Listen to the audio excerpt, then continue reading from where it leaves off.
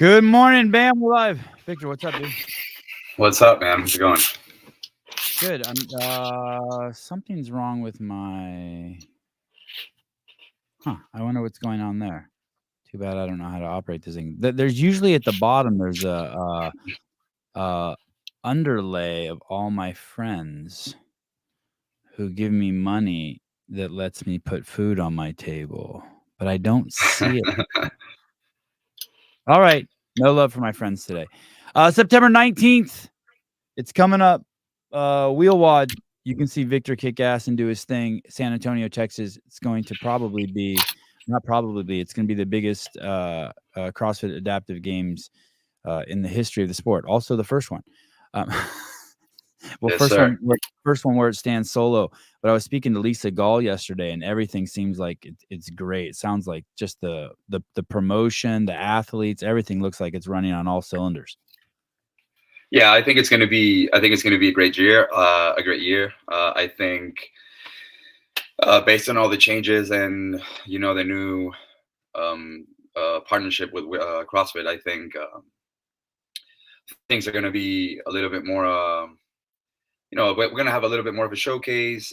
Maybe brands and sponsorship is gonna get like a little bit more invested in it. But yeah, I mean, we're just hoping to have a great show, or that's coming at least from my side. Yeah. Oh, I know it's going to be a great show, and the athletes are amazing. They're fired up. I think it's the fittest cohort of athletes who've ever shown up to the adaptive games, and you have probably one of the most experienced leaders in the entire CrossFit space, Kevin Ogar, absolutely killing it with the event, the promotion, the workouts, everything, getting the athletes happy. You're stoked. Are you pretty pumped up for it? Are you nervous? What's your mood? I'm not nervous. I'm excited. I've been getting ready for a long time for this. I don't think I have any like nervous like I don't feel nervous yet. I feel more like anxious. Like I really want to. It always happens like this. Like I don't feel anything till I have like maybe a week and a half, and then I start getting like pumped up, and I'm getting anxious, and I just want to be there already, and I just want to compete and work out, and then just have fun and be with my friends. You feel any pressure since you won the Open? You feel any like, hey, I got to go out there and really perform. It's not a fluke. Like it's almost like I always feel like if you win the Open, you're kind of already defending your title. I mean, it is a serious. It's a crazy accomplishment to win the title. It's definitely in CrossFit. It's the most underrated achievement by far in the games. I mean, the Open's nuts. Yeah, so it's not like I was not expecting to win the Open. It was one of my goals. Like I was like, you know what? I'm gonna try to win it. It's maybe it's gonna be the first time that I'm actually gonna try to win all the workouts. Everything went right. I did it. It was really fun. I enjoyed the workouts. To be honest, it was a little bit easy for me. Um, but I don't. The only pressure that comes, it comes from me. Good. I don't have Good. I don't have any other pressure from outside more than me trying to perform at my highest level. Um, Try to dominate, which that's what I have in mind. And like I said, have the best time and just put my name like I've been doing it for a long time, man. Victor, say your last name for me. Assaf. Assaf. What kind of last name is that? So Assaf, it's from the Middle East. It comes from my mom's side. My half of my family from my mom's side, it's from Lebanon, Middle East, Oh, and the no other shit. half, yeah, and the other half is from Galapagos. So I was born in Galapagos in Ecuador. Oh, I didn't even know that. The Galapagos. You were born on the Galapagos Islands. Yes, sir. There's residents there. Yeah. Wow, I had no idea, and I had no idea that the Galapagos Islands were owned by Ecuador. I don't know who the fuck I thought owned them. I guess I It's would the have thought same. it was like Great Britain or something. A lot of people think the same. It's like Hawaii with the U.S. You Right. know, so How it's many kind of. people? How many people live there? So we have a certain like we have a big number of islands. We have like 7 islands if I'm not mistaken, and there's like maybe 3 or 4 that are actually like flooded with people. But I don't know. Maybe Santa Cruz we have like 20,000, 25. Wow. Yeah, Floriana has like, I don't know, like maybe 7,000. Like it's not that big. How old were you when you left the islands? 8. I was 8 8 years years old. 8 years old. Have Yes. you ever been back? Yes, I went back when I was I think it was 14, and then from that I just kept going and kept going and kept visiting until I moved to the States. Gotcha, okay, so you've been there plenty of times. Yes. How When did Go ahead. when I had the accident, I actually spent like 3, 4 months there. Okay, and we'll get to that. I know nothing about your accent, but I seen you're missing an arm for sure. Yes, sir. Um, uh, how does a man from Lebanon meet a woman on a small island out in the middle of the Pacific? So that's my mom's from Lebanon and my dad's from Oh, Galapagos. okay, vice So versa. How do they meet? they were both in this cruise ship. It was like a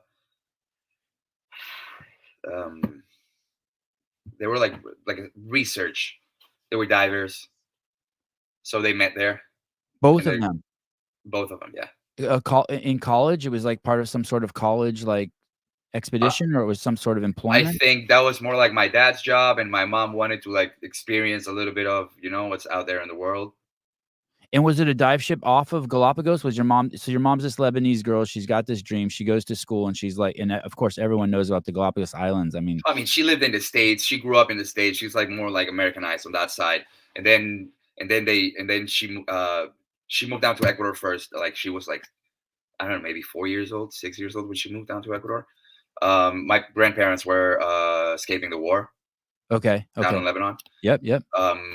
So that's how they came down to Ecuador. The reason why was because there was like a textile something going on in Ecuador, and Lebanese and Middle Easterns are like good with it, so they started a business there. So they brought my mom, or my mom came down with them, and then when she grew up, she started like she started studying in the U.S. She went to college in the U.S. and all that, and then when she reached her point, she was like, you know what, I want to like get to know the world a little more, and then you know, Was your mom born in Beirut? yeah. Yeah, my dad was born in Beirut. I'm Really? Armenian. Yeah, I'm Armenian, and so my whole family was escaping the Armenian genocide.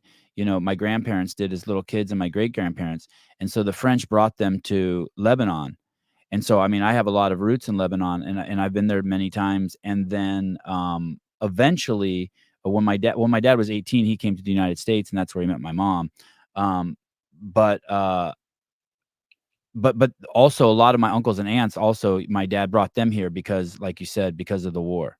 Yeah. Because yeah, crazy, wild. God, the Earth's a fascinating place. Do you still have is the Lebanese contingent of your family still in Ecuador working? Uh, some of them, yes. Most of them, Yeah, wow. yeah. Most of them are still there. A lot of them are really old now. Yeah. Like my uncle is like you know, um, but yeah, I mean, they're still there, man. Um, is Ecuador, the I get Ecuador and El Salvador, mixed up. Is Ecuador the country that has the leader that just went through and arrested, like, 1% of the population and threw him in jail recently? Like, was Ecuador, like, the murder capital, or am I confusing that with El So Salvador? yeah, it was. I mean, El Salvador just changed, but I think you're talking about Bukele. I don't know if Yeah, you're the talking guy about. who told him God told him to clean up the streets, and he just fucking just Yeah, grabbed all the that's fatted guys and threw them in that jail for life? yeah, that's El Salvador. That's El Salvador. Okay, I'm Yeah, sorry. I'm that's sorry. more. No, it's okay. That's more like central. You Yeah. know, we're more like down in south. We're next to Peru and Colombia. We're Okay. we're right there on the coast. Like we're coastal. Right, and El Salvador, Central America. Yeah, Alright, sorry, my bad. And what the crazy part is I've been to both those countries, and I still don't it's all good, man. I still don't even know. It's all good. Okay, tell me about t so, do you speak Spanish? Yeah, Do you speak Arabic? I don't, but I understand some. Gotcha, wow, okay. Any other languages? I grew up I studied in Italian school, so I understand Italian. I maybe can like defend myself a little bit speaking Italian, but not that much. Could you? Are you married? No, You have a girlfriend? no. Could you? So you said, could you defend yourself? I was asking, could you hit on an Italian girl? That's what Yeah, You could. You have those skills. You have enough Italian. I could try. I could try. Like I know some words that I could like just like present myself or like get to know someone. But I think, as I recall, and I apologize to Fisa Gaffi if I'm getting it wrong. She has a similar, genetic makeup as yourself. I think she's Iranian and Mexican. yes, Yeah, interesting. yes. I met Thea I think a year ago in Power Monkey Camp. Yeah, she's cool as Yeah. shit, right? Yeah. She's cool as hell. Yeah. Yeah, what a nice lady. Yeah. Okay. So Victor, how old are you? I'm 35. And you've been doing CrossFit 17 years? Yes. Yeah, 16, 17. Give or that's take. wild. And you're fully immersed, athlete, coach, the whole 100%. I've been doing this for a long, long time. right. It was Okay. thanks to my older brother. He was the one that introduced me to CrossFit. And my And younger brother. Yeah, both of us. and where were you born? Like I said, I was born in Galapagos. Right. Sorry. Thank you. And then at 8 years old, you left Galapagos Islands and you came to. Yeah, my parents got divorced, and then we moved down to Guayaquil, and we lived with my grandparents. And where is that? Guayaquil? Where's that? Guayaquil, it's the city. Okay. But capital, it's gonna be Quito, and then Guayaquil, it's like the main, like the port. That's the coastal where everything gets in and out. So that's where I was. So you will get the idea, like living out in the wild, literally, like it was like a park, like I was out all the time outside. And then we moved down to an apartment, like a big apartment, and it was like I felt like I was caged. So I started to like have this. I was already like a hyperactive, like I was already like a super active kid. I didn't care about anything. I was climbing trees and running and jumping from the bridge and like whatnot. And then we moved to the city, and then it was like a little bit more difficult for me because I was like literally, I felt like I was in prison. How old were you when that happened? 8, 9 years. You moved to the city at 8 or 9, so you weren't in the country very long. No. Look. So he has several girlfriends. He said probably. Like I said. Okay. No more jokes. I'm not listening. All right. And then from there, were you playing the traditional sports? Were you doing soccer? And I did soccer. I did basketball. I did swimming. And then after we stayed there till 9, from 8, 9 years old till I was, I think 11, 12. So I finished school, and then we moved to the beach because my older brother, he wanted to study like marine biology. And then there was like a good college down in the beach in Ecuador called Salinas. And we went there. Obviously, I loved it. My younger brother loved. My mom loved it. And for my older brother, like he didn't actually liked it, so he was like, you know what? I'm just going back to the city and then figure out what I want to do. So my older brother went back to my grandparents, and then we decided, like my mom decided to stay with us, and then just try to just make her life on the beach. We had an apartment right in front of the beach. It was some good memories. Where are you right now? Where do you live now? Florida, Jupiter? I live in Jupiter, Florida. I moved down from Raleigh, North Carolina, like 7 months ago. And how long did you stay in this beach town in El Salvador? In Ecuador. Strike two, Sevi. Write it down. Write it down. In Ecuador. Yeah. We stayed there until I think it was 17, 16, 17.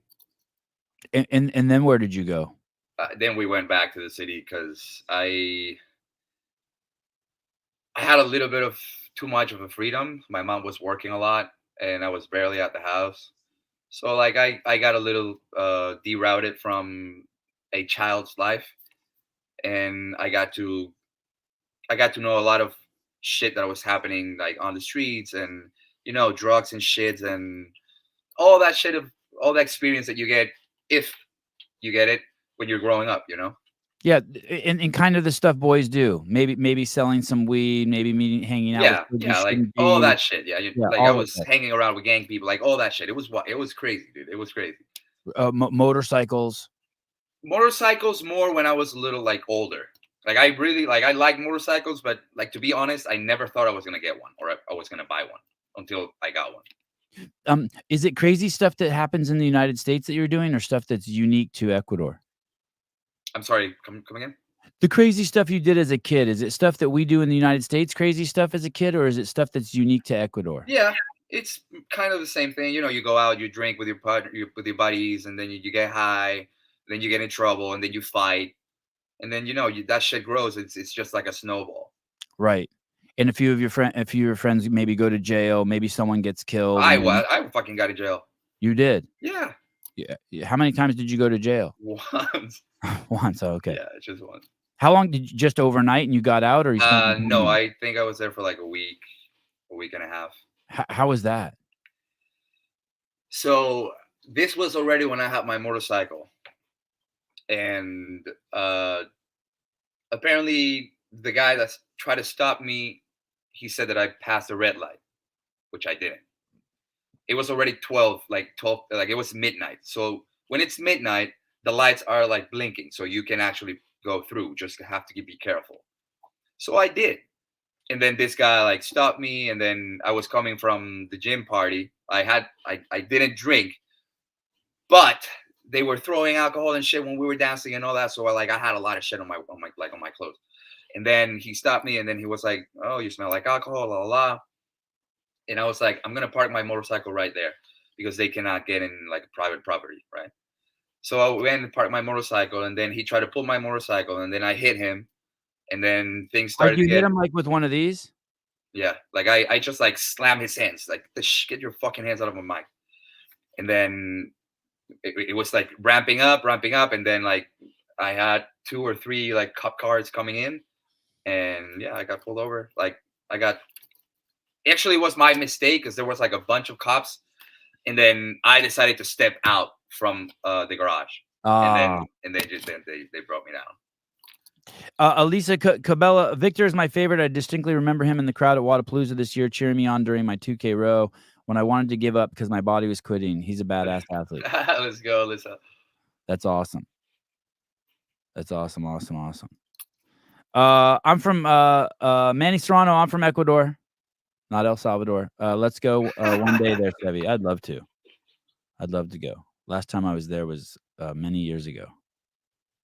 20 years ago. Wow. So, you go back to this. So you get back to the city, kind of a change of venue, change of friends, and what ends up eventually bringing you to the United States? Is that where you find CrossFit? Do you find CrossFit in Ecuador? Yeah, my older brother introduced me to it when I had an episode. I was drugged on on a competition on a fucking club, and I Oh, had this. someone drugged you. Yeah, yeah. Someone drugged me, put something in my drink, and then I was like, like drowsy. What the fuck's going on? And then I got like everything blurred, and I just got really aggressive. Then someone put me in a taxi or whatever, on a cop, and then I remember exactly what happened. I got in that car, and then the guy sitting right next to me, which was driving, he was like, "Hey, do you want something to drink?" And I was like, I know he was testing me just to figure it out if I was already like gone in here. So I said, "Yeah, why not?" And then I drank some of it. I couldn't fucking It was resist, so alcohol. I It was drank. alcohol. It was like a beer with some bullshit, like more of that bullshit that they had, like a scopolamine, like. And then I had more of it, and then I remember pulling in my house. I was living alone by the time. Pulling in my house, and then this guy asked me for water. He was like, "Hey, can you give me some water?" And I was like, "Yeah, but wait here." I remember saying that, and then I got off the car, and then he got off the car, and I saw that, but I couldn't say anything. I was like, "The fuck." And then he walked behind me, and then as I was opening the door, I probably blacked out or he knocked me down. And he robbed you? Yeah, they rubbed a lot of shit inside the house: clothes, shoes, watches, my computer. bunch of shit. Oh, shit. Yeah, Okay, and that was a turning point for you? that was the turning point. That was like I was like going through really aggressive times.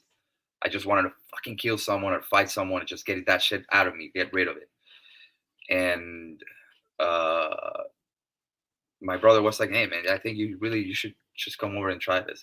I think you're gonna like it." And I was doing MMA by that time, so he was like, "I really think you're gonna love it." And I was like, "Nah, dude, I really don't. I've heard like somebody like people fucking throw up. I really don't want to do that shit." That was what came out of my mouth. And then since he was like really persistent, I was like, you know what? Yeah, let's do it. Let's go. So I went with him for like a week or like a month. But I remember my first workout. I think it was like burpees and kind of thrusters, box jumps, and like pull-ups. And to be honest, I like fell in love with it immediately. And I shit you not, Sivan, I threw up like 14 times in that fucking workout. Like Wow. in the term of an hour. Like I Yeah. was getting in, going, coming into the bathroom, getting out, going to the bathroom, getting out, going to the bathroom, getting out. But I finished the workout. Like I was like, holy shit, what is this? And then after that, like I remember, I don't know if I had like some type of rhabdo or some shit, but I could not move, dude. I was like this, like my both of my arms, my legs, my everything was just tight as hell. So I couldn't move for like a week and a half, and then I stopped. And then one of the like it was growing in Ecuador, so one of those opened next to the place that I was living. So I was like, you know what, fuck it, I'm just gonna go. And then I started going, and then I started getting better and better and better, and I had like strict muscle ups out of nowhere, and then everything was like falling into place. I had like a 450 deadlift out of nowhere, like Wow. everything was like I was like, holy shit, what's going on? And then one of the coaches was like, hey, I don't know if you would like to, you know, start like maybe helping me, you know. And I was like, I had a panic to talk to masses or people. Like it was horrible. I remember just trying to have an exposition at the school or whatever, and it was like it was impossible. And I said Like, that you to would him. just get social anxiety, like, you would just wanna run away. They'd be like, Yeah, "Okay, you're up, Victor," and you would just picture yourself running away. yeah. Can you hear me? That's how I get to speaking in front of groups. That's how I get around groups of people. I feel like I start thinking I should just run away. Like, actually, I see myself running. Yeah, dude. It was not good. Like I really didn't feel good. So I started warming them up. Right? I started warming them up and Were like they kids? Like, the 15-year-old kids? Were they kids at a school? Who's this it, "we"? what do you mean we? No, When I you was what do you mean? what you said you started warming them up? You started warming Yeah, yourself like up? warming no, like warming the class, like warming Yeah. the next class. So I was warming the people up, Uh-huh. like the members, and then he was explaining the workout. You know, Oh, okay, something in a like CrossFit gym. Okay, sorry, for some yeah. reason, I pictured you at, like, some sort of junior high. Okay, go No, no, ahead. no, no, no. Yeah, yeah, we moved down after that. Okay, okay. And basically that's how kind of like I started to fall in love with, you know, like coaching and trying to help people get better. And I was always focusing about like forever. And this is from my older brother, like drilling my face. You need a good form. You need a good form. It's all about form. It's not about weight. You know, and I think you've heard about Carlos Andrade. I mean, he's one of the biggest heads in Ecuador for CrossFit. So he was also one of my coaches. So I think I had a really good school back then, and I was just like a sponge. I was just trying to learn from every single one of them, right? It was still a little hard for me because I was still super aggressive inside. So my way to work out, it was different than the way that people was coming to the gym to work out. And back in the day, it was like you do this shit and you do this shit. You're not here to just fucking fuck around. You're coming here. You're gonna go do the workout as it is. Like that's how I was. And then eventually, I grew up a little more. I was getting a little bit more education from coaches. I got my level 1 and a different certifications and all that. So I learned. And I also wanted to move up and like find better places to be so I can get better and be, a better coach. So with the time, different gyms were opening. And I was like, you know what? I want to learn more. I want to grow. I want to be with the best. So I was moving from gym to gym to gym to gym. I might want to say one of the reasons why I stepped out from one of those gyms was because one of my coaches forgot to put one of my open scores, and I was fucking sixth back then. And after that, I was like, "There's no way this fucking thing. I'm not gonna stay here." So after that, I decided to change gyms and start back again from zero. And that's what That I've been same doing. town, a gym in the same town. Yeah, yeah, yeah. Everything was in the same town, dude. Like in Ecuador, that's the thing. Like one thing opens and then that shit spreads like fucking flu. Let me ask you, Victor, let me ask you this. Where does this hardness, this come inside of you? Did you have why as a young child? I have two questions. The first one is why as a young child, when did you become so aggressive? When did you feel like, I mean, you definitely have. I mean, I when I met you at the games, you definitely have warrior spirit. Like you remind me of the UFC fighter Alex Pajea. I mean, like like people know when they're in your presence. You know what I mean? You have a very strong gaze. You have a gaze like some sort of like either like deeply religious. You're a cross between some deeply religious man and and a warrior. Where do you get this from? I get this from mostly from my mom. Mhm. I grew up with my mom. I grew up with my brothers. Um, I saw my mom suffering a lot, and you know, growing up, you go through so much shit that you don't even talk about. That sometimes it like just fucking like I don't know, just Did you feel helpless as a kid? Like your mom was suffering and you couldn't help her, and so kind of a rage sometimes built inside of you. yeah, You're like, "Fuck, I sometimes need," because you really everyone obviously wants to make their mom happy. yeah, yeah, of course. And I don't know. I think like this is how I see it when I used to give like motivational speeches. I used to say like I've been fighting my entire life, and I'm not used to something that is not that. Mhm. Like fighting for something that I want, fighting for my fucking dreams, fighting for my job, fighting for my life, fighting for a competition, fighting for a fair competition, fighting for something that needs to be fucking right. Right. And that's how I've been my entire life. And then obviously I moved down here, and it's a challenge all the time because my family it's not with me. I mean, they're far, not that far, but they're far. They're in a different country, like they're down in Ecuador, and I'm here, and I've been like that for almost 4 years now. Like I've been here in the States for almost 4 years, and I can't go back because I'm still working on my citizenship. So it's a little bit of Victor against the world. If you want to put it that way, it's me against whatever the fuck is trying to stop me. Right. And you have a strong survival instinct. Yeah, and I think I had that since I was a kid.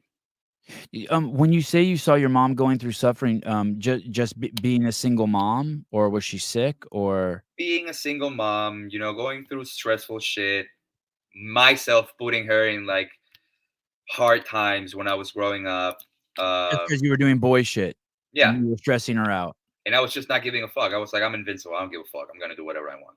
Right. And then once you grow up, you understand. Or once you go through something really hard, like when I had the accident, you actually flip that shit and understand that you have a different perspective of what's going on and really should be important. Um, and we'll get to that, but and then the other piece that I'm curious about is Uh, your life doesn't have even throughout these threads that you've shared with us, this quick kind of crash course on your life, there's obviously been just discipline and structure and not afraid to work out. Where do you think you got that from? I mean, it sounds like no matter what the chaos was in your life, you had some sort of exercise regiment or some sort of discipline to to do some sort of training. Ever since I was a kid, I saw my mom working out. Oh, wow, really? Yeah, I What did I she do? I What was her I workout? I Like, join her to the gym every single day in the morning, fucking was she doing, 6 like, a.m. cardio? Was she doing cardio classes or No, boy, she was weightlifting? fucking lifting weights. Wow. Yeah, Where did she get that from? I'm guessing my grandparents, man. I don't know. I mean, she's fearless, dude. She's fucking fearless, dude. Okay, so you saw those patterns in her, and Yeah, and so she was for like, you, it was and a not, go not it's just always a go-to. It's like part of always, your yeah. always, not just that. Like I was with her when we were running on the beach, and with her when she was skiing, like on the water, with her every single time. So I think that's where I get like where I got that from her. Like that's totally from it. I saw her like going through like lifting and shit, and I was like looking at her, and I was like, I like looking at what she's doing, but I remember when I was a kid, I was like, I fucking hate weights. I don't like this. Yeah, that's what a great story there about the importance of having, good parents. This company, they just gave, $4.99, This Equip Products. I just got turned on to these people the other day. Do you They're know the this? best. Yeah, do you know this? Yeah, this is crazy. What a wild, website, Yeah, Equip, uh Mark and Dana, dude. They're the ones that brought the adaptive equipment to the world. Yeah, this I had no idea, and it's a beautiful website, and I had no idea this Yeah, stuff even existed. And what's crazy is I mean, obviously, it's probably inspired by adaptive, but I mean, there's equipment there for everyone. I mean, it's 100%. You also have collaborations from like great minds from Vic from Victory Grips, Victor Pellegrino, or um, um, Dave Newman from RX Smart Gear. great guy. You know, like Hey, what is this one? What is this one in the so wheelchair? that's just a thick rope, a heavy one, and Yeah. it just have the same stimulus that you have when you're jumping that rope. You're just How going do you back and put it? forth, back and Oh, forth, back and forth. Okay, back and back and forth, forth. back and forth. Yeah, what a cool, it's crazy that I didn't know about this until the other day. I can't remember who I think I just saw them put a donation, so I went to their website. They have really cool stuff, dude. They're the ones that created the monitor that flips, so the Yeah. wheelchair athletes can see when they're skiing, pulling the handles from the bike. Oh, yeah, that was so funny to hear Tim Murray say that, like, he would go for, like, some sort of record and then go around to see his time, and the monitor Dude, that would is turn yeah, off. it's nasty. Oh Yeah, you have to god, run that around and then check it out. It's like, oh shit. oh my god. Yeah. Oh my god, I would hate that. I would hate that. You know what's funny though? Even I have the assault runner, and, I'm 5'5", and even for me, the monitor is so high that, like, to see it, like, I have to run really fast for a Yeah. second and kinda lean up. If I was just 1 inch taller. I was just 1 inch taller. But yeah, Mark and Dana, man, they are the owners from Equi Products, and they're the ones that created all this for adaptive athletes, and it's making our sport even better. You said you took your L1. I know that's not a cheap endeavor, and it's only 2 days. What inspired that? You want me to be 100% honest? The first What time that I got my level 1, you I snuck in and took it for free. Tell me, that it would be was awesome. it was given to me by Pat Sherwood. Wow. Wow. Do you remember back then when he was like cruising down South America on his Yes. motorcycle? Yes. He stopped in one of the gyms that I was working, and we threw a workout. We had like a whole episode. Like you can find that I'm like lifting shit with one arm, like recently when I had the accident and shit. And he was like, "Hey man, I really think you should get this. I really think you should do it, and I'm gonna give you the opportunity to go and take your level 1." I wanna tell you this story real quick, to show you how connected everyone is. So, I can't remember where I can't remember why I was there, but I was in Tahoe for some sort of CrossFit event, and there was a guy there filming for us named Ian Wittenberg, Yeah, and it was Ian. It was Ian yeah. too. Yeah. So Ian said, uh, he was looking for a job, and I was running the, CrossFit media department, and I said, "Hey, I'd love to hire you. I'll get you a job." And he's like, "Sure, I'd love to." And so he came to the office, and he got the job, and him and Pat immediately sat down, and they walk in my office one day, and they lay out this map. And they're like, "Hey, we wanna ride all the way down to South America and back, and we wanna film at gyms." And I was like, "Done." And that day, I just bought them 2 motorcycles, and I told You them were part of that shit? yeah. I bought them the Oh my I god. bought them the motorcycles, and I told them they could keep the motorcycles even when the trip is done, and they took off on that trip. Dude, what a full circle this is, man. Yeah, crazy, right? Yeah. Wild, wild, wild. Yeah, what a trip. That is So, crazy, dude. and you know, those were the good old days. He probably met you, said, "This guy needs an L1." He probably called Dave or Nicole and was like, "Hey, can I give this guy an L1?" And they were like, "Sure, no problem." Yeah, I mean, he gave me the curse. It's like the curse, like the whole. Like, it's not like he gave me the certificate. He was like, "You should go and get it," and that's how Oh, it happened. the courage. Oh, he didn't give it to you for free. Yeah, no. He was like, "You should Oh, go, like, I'd have go given and it to get you it." for free. It I'd was, have it given it to was, you it for free. was, it was for free. It was everything for free. But it's Oh, not it like I was? got. But it's not like they gave me the certificate. Oh, They were right, like, right, "Yeah, right. go do the test. Everything's gonna be for free. You're gonna be okay. Just go and do it." Crazy. Wow. Crazy, My dude. God, the good old days. That was so fun. Hey, Oh that was yeah. just on a whim. Literally, they just came into my office and put down a map, and then they had all the stops they were gonna make. I'm like, "Done. Go do it." That's crazy. That is And so they met wild, you. dude. Hey, tell me a little more specifically, how did they meet? So, you just showed up to the gym one day, and there's these 2 fucking I dudes? was already there, dude, and I knew that they were like just cruising around. I knew because it was a loud voice from everyone, like Yeah, all the yeah. the gyms, etc. We're like, So "Hey, there's 2 guys from HQ riding down to South America, yeah, on motorcycles." and they stopped on every single affiliate down in Ecuador. So they Man, stopped in this CrossFit that I was coaching. It was CrossFit Machete. That was the name, and they stopped there and they wanted to throw a workout in and they wanted to get you get to know the place, what's that, and that's, I mean, that's how it happened, dude. Like, we started working out. I know Pat was like, what the fuck, that I've never seen this. And then Ian was just like everywhere, just fucking getting pictures and like footage and everything. And then great filmmaker. He's such a great yeah, filmmaker. and then we sat down and had a conversation, and that's how it happened. He asked me like, do you have a level 1? And I'm like, no, but I really want to do it. I'm just trying to save money. And then he was like, yeah, forget about that shit, I'll give it to you. Oh, that's awesome. Yeah, man, it was really, really good.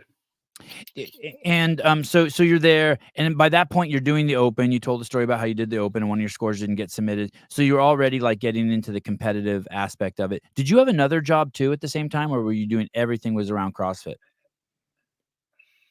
Everything's been around CrossFit for a long time. Okay, so the struggle's real for you Yeah. because it's not an easy road to hoe, right? No, and when we approached the competition, and we, at least me, I was expecting that we were gonna have like a prize purse, like something for real. That's something that really, that's one of the things that really annoys me and bothers me, because I mean, yeah, okay, we have the CrossFit name, but what is CrossFit doing for us besides just putting? It's not even a stage, because the stage, everything is being managed by WheelWod. But like, if we have your name, like, at least give us 10,000, dude. Like, I'm not even asking for 365,000, because people like us, we also need that shit. Like, some of us, we fucking do this for a living, man. You're saying you want a substantial prize money. Exactly. Yeah, A 1600 is not gonna do shit, man. I make more than that in my job. right, right. So that's one of the things that really, like, at this point in my career, well, I'm like, come on, guys.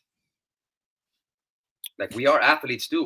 We fucking move more people than an elite guy, because we do shit with one arm, with one leg, on a wheelchair, blind. Like, Yeah, I was watching this, video yesterday on your Instagram. This is pretty nuts. This is pretty nuts. that's a, I think it's deadlift. Yeah. I was doing a weight less than that with 2 hands the other day, and it was slipping out of my hands.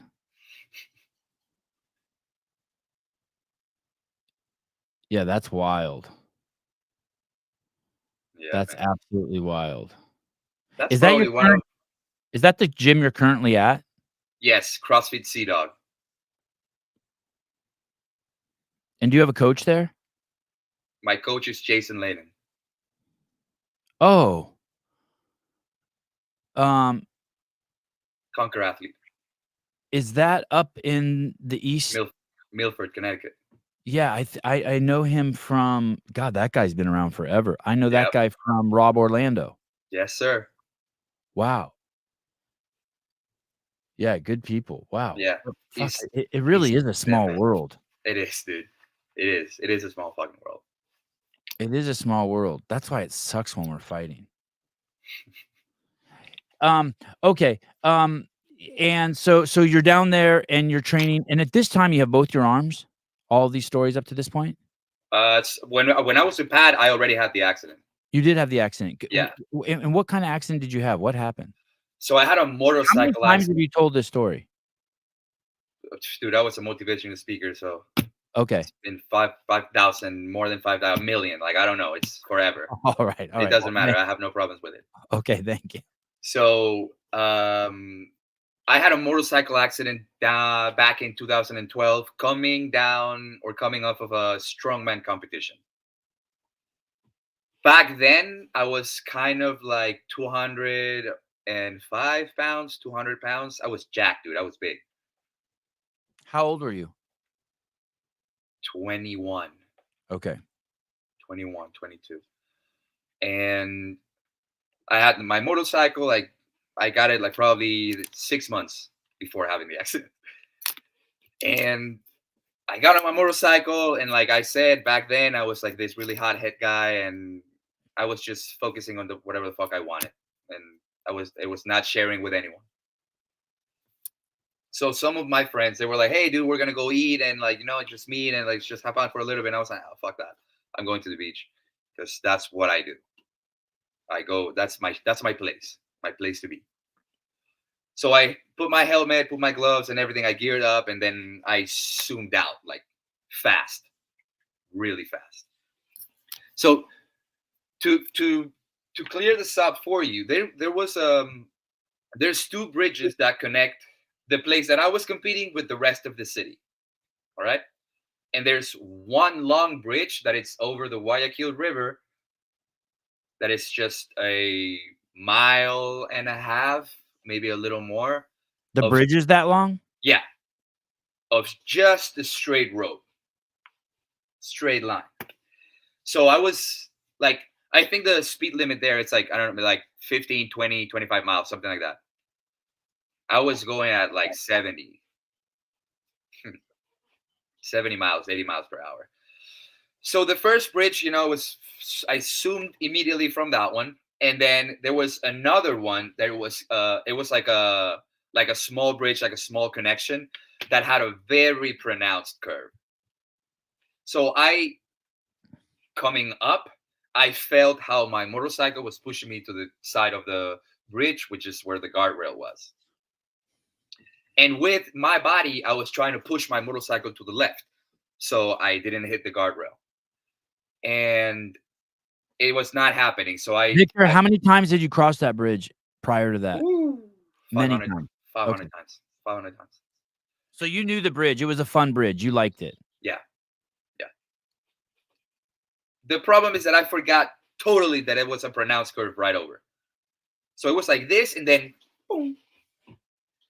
So I was going up, going up, going up. I felt how the motorcycle was pushing me to the right. I downshifted and tried to push it to the left. Nothing was happening. I kept going and kept going. And then this road was damaged. So I had like bumps. So my rear tire lifted up, touched the ground, lifted up, touched the ground. And on the third one, when it touched the ground, it made that wobbly effect, the deadly one. Yep. So with my head and with my eyes and with my arms, I was trying to just stabilize what was going on. Try to control it, control it, control it, control it. I kind of like got to control it a little bit. And when I raised my head, like there was a light post right here, right in front of me. So my only reaction was to move my head to that side. So I hit my arm this way. So I was like holding my motorcycle and I hit Oh it my this way. God. You're Oh, so lucky. oh, You're I so know. lucky. I know, Holy dude. shit. I know. Holy shit. So my arm went this side. My arm was still attached with me. I didn't rip it off. So it went to this side, and then my head went this way, or went that way. And then the nerves completely just got ripped off from my spine, which means my BPI, which is a brachial plexus injury. Oh God, you're lucky it didn't fuck your spine up. dude, that's because I was 200 pounds. Man. And all the muscle that I was like coming out of a competition that I was swelled up, like Yeah. it absorbed the entire impact from everything. And that's not it. So once I hit that for the first, like that was the first impact. Boom. I'm I'm in between like the front tire, my leg is like stuck in between the bridge and the motorcycle, and the back tire or the rear tire is still spinning. So when it touched the ground, because of that first impact, my helmet raised up a little bit. So it was like up here. And then I don't know what happened, dude. When it touched the ground, because it was still going fast, the motorcycle, it pulled me forward, and then I hit my jaw in the guardrail. And then I hit I destroyed my jaw in like 3 different parts. Wow. And then I dropped like maybe 5 feet from from where my motorcycle was, and my motorcycle was just like parked right next to the light post, right there. So what really like, and one of the craziest things that happened, and why I can tell you this with so much detail, it's because I really think I died 100%, and I had a full out of the body experience where I saw myself having the accident. I relived it twice. Like you were like literally in space watching it I was in front of it.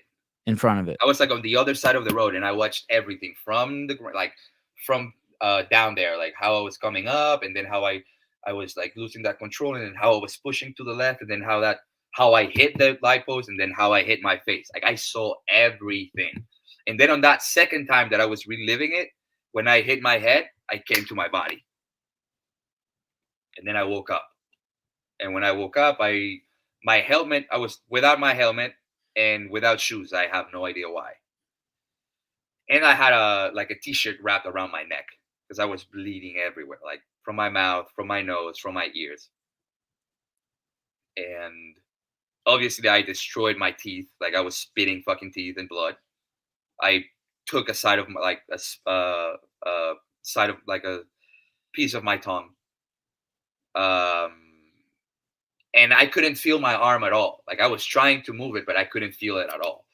And then like I was like getting conscious and unconscious, conscious and unconscious. And then meanwhile that was happening, like people from the competition saw me. So they stopped. And then some of them I remember that I was like with some of the gym people that I used to work with, and like they were all there, a bunch of people from the competition, and then there was like a circle. And then I remember having someone next to me. I don't know if he was a firefighter or some type of a doctor, and he was like asking me all these questions, like how old was I, where was I going, where did I came from, what was I doing, and I remember like hitting like bling bling bling every single question. And then I passed out again, and then I woke up, and then when I woke up there was more people, and then there was something like over, like right above them, like that I couldn't understand what was it. It was like shapes. I don't know, maybe they were angels, dude. I really don't know. And then Was it an entity? Do you think it was something that was alive? yeah, I think it probably was my grandfather. My grandfather. Mm. Yeah, he was definitely there. Um, I remember talking to my mom on the phone, dude. Like I stood up, I talked to my mom, and I said, "Yeah," and I said, "No, I'll be home in a little bit." And then I passed out again. Obviously, somebody was holding me, I guess. And after like 30, 45 What minutes, year is this? What year is this, Victor? 2012. Oh, it's even fucking better, man. Just wait. So once I got in like they put me in the stretcher, and then they put me in the ambulance, and then they drove me down to the hospital. When I when I when I rolled in, I saw my mom, and I think I saw my younger brother, and everything started fucking hurting. Like all the adrenaline went away. I was like, oh, okay, I'm safe. And then when I saw them, like everything fuck, I completely blacked out, and I started like swinging and kicking, and then they just induced me into a coma. And then I was induced in a coma for 5 days. So they fixed my chin. and they were trying to figure out what was going on with my arm. Um, I woke up after 5 days. My mom was right there, and I remember that I I asked her two questions. The first one was, "Where is my key from my Sure. mortise?" Wow. Yeah, and she just did this like, "Hey, here it is." And then the second question was because I made her sign a paper, and I grabbed that paper and then I took that to a tattoo artist, and then I had that tattooed on my arm. You knew to ask that then when right as you came out of a coma? Yeah. So I asked those two things. I was like, Where's my keys? And then, how's my tattoo? How's your sign? How's your name on my arm? And she was like, it's okay. Nothing happened. Everything is good. And then I went back to sleep. Maurice, Assaf, is this your brother? Yeah. All the muscle and bone density were strong enough to stand the impact, and he broke his jaw in 3 places. Jedediah Snelson, Victor competed with 2 arms for a long time. Yeah.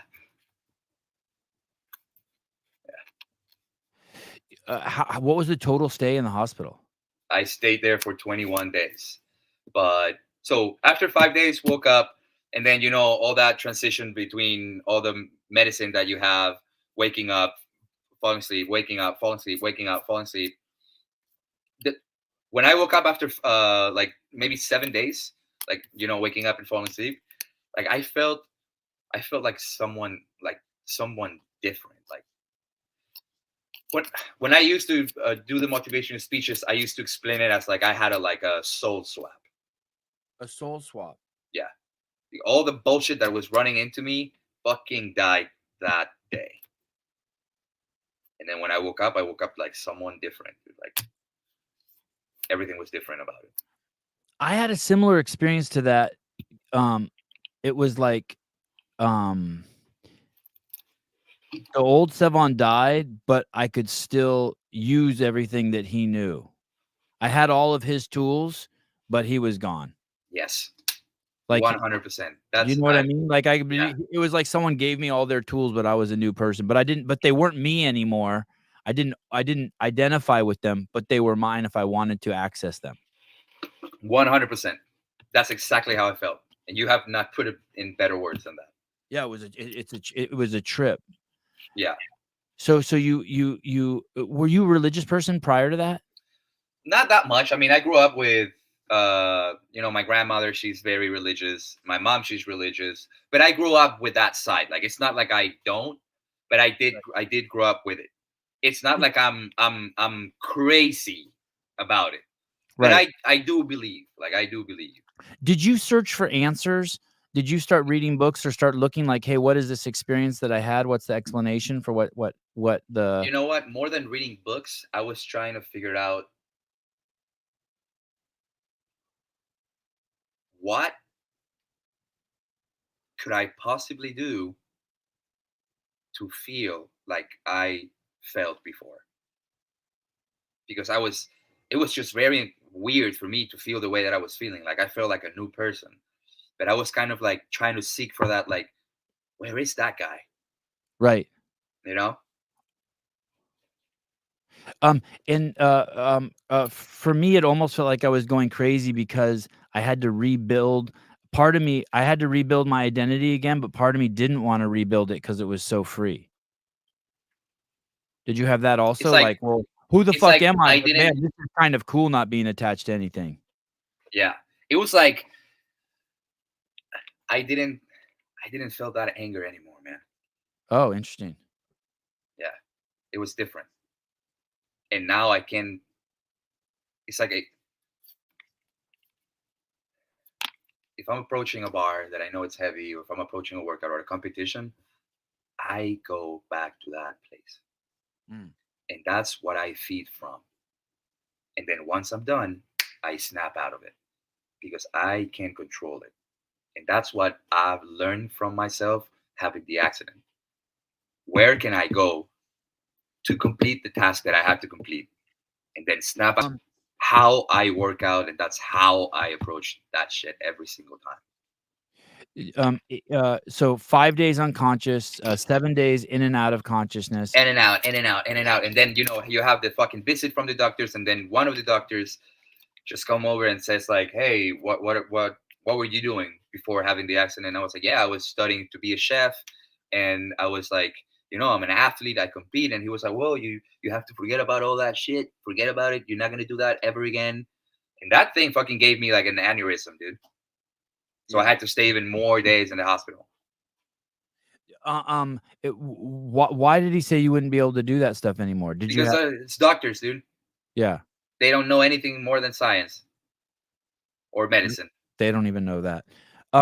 And, when did you come to did you know right away that your, right arm wasn't doing what it was supposed to be doing? No, I remember that when I woke up, I was like, "Fuck, I can't move my arm." But I'm pretty sure it's because of because of the impact that I had and because of how swollen it is. So I was not. I didn't ask about it. I was kind of afraid, Oh, but I right, didn't. right.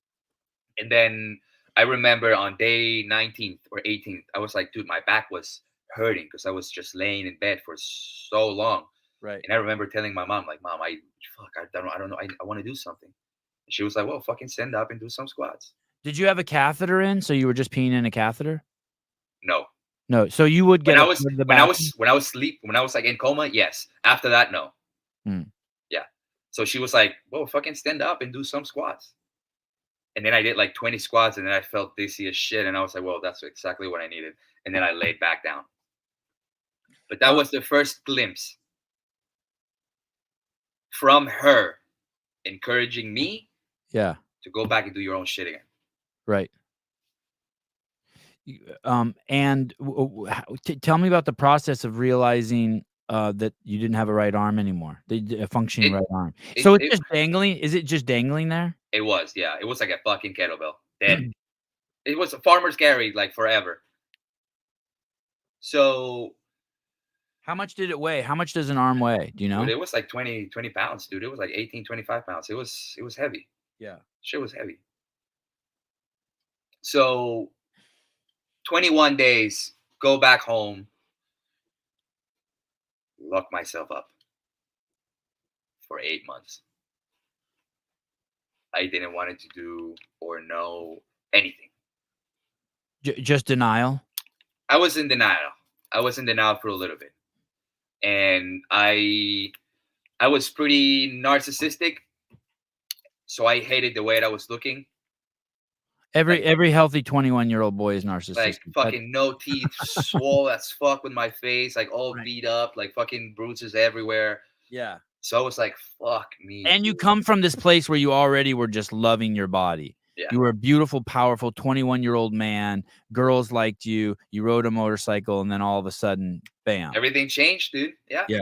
Flipped.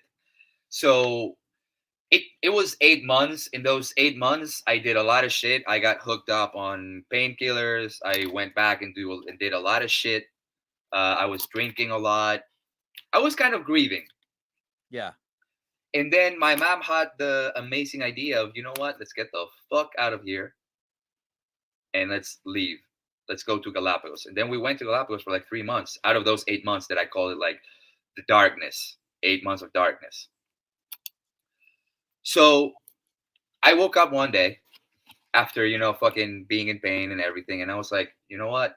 Like, I'm gonna try to move my arm and see what the fuck happens. Like, I walked into the bathroom and I was like, I locked myself in the bathroom for, I don't know, maybe 3, 4 hours, crying. And you're in Galapagos at this time. No, no, no, no. This was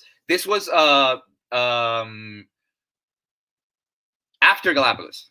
Okay. This was after Galapagos.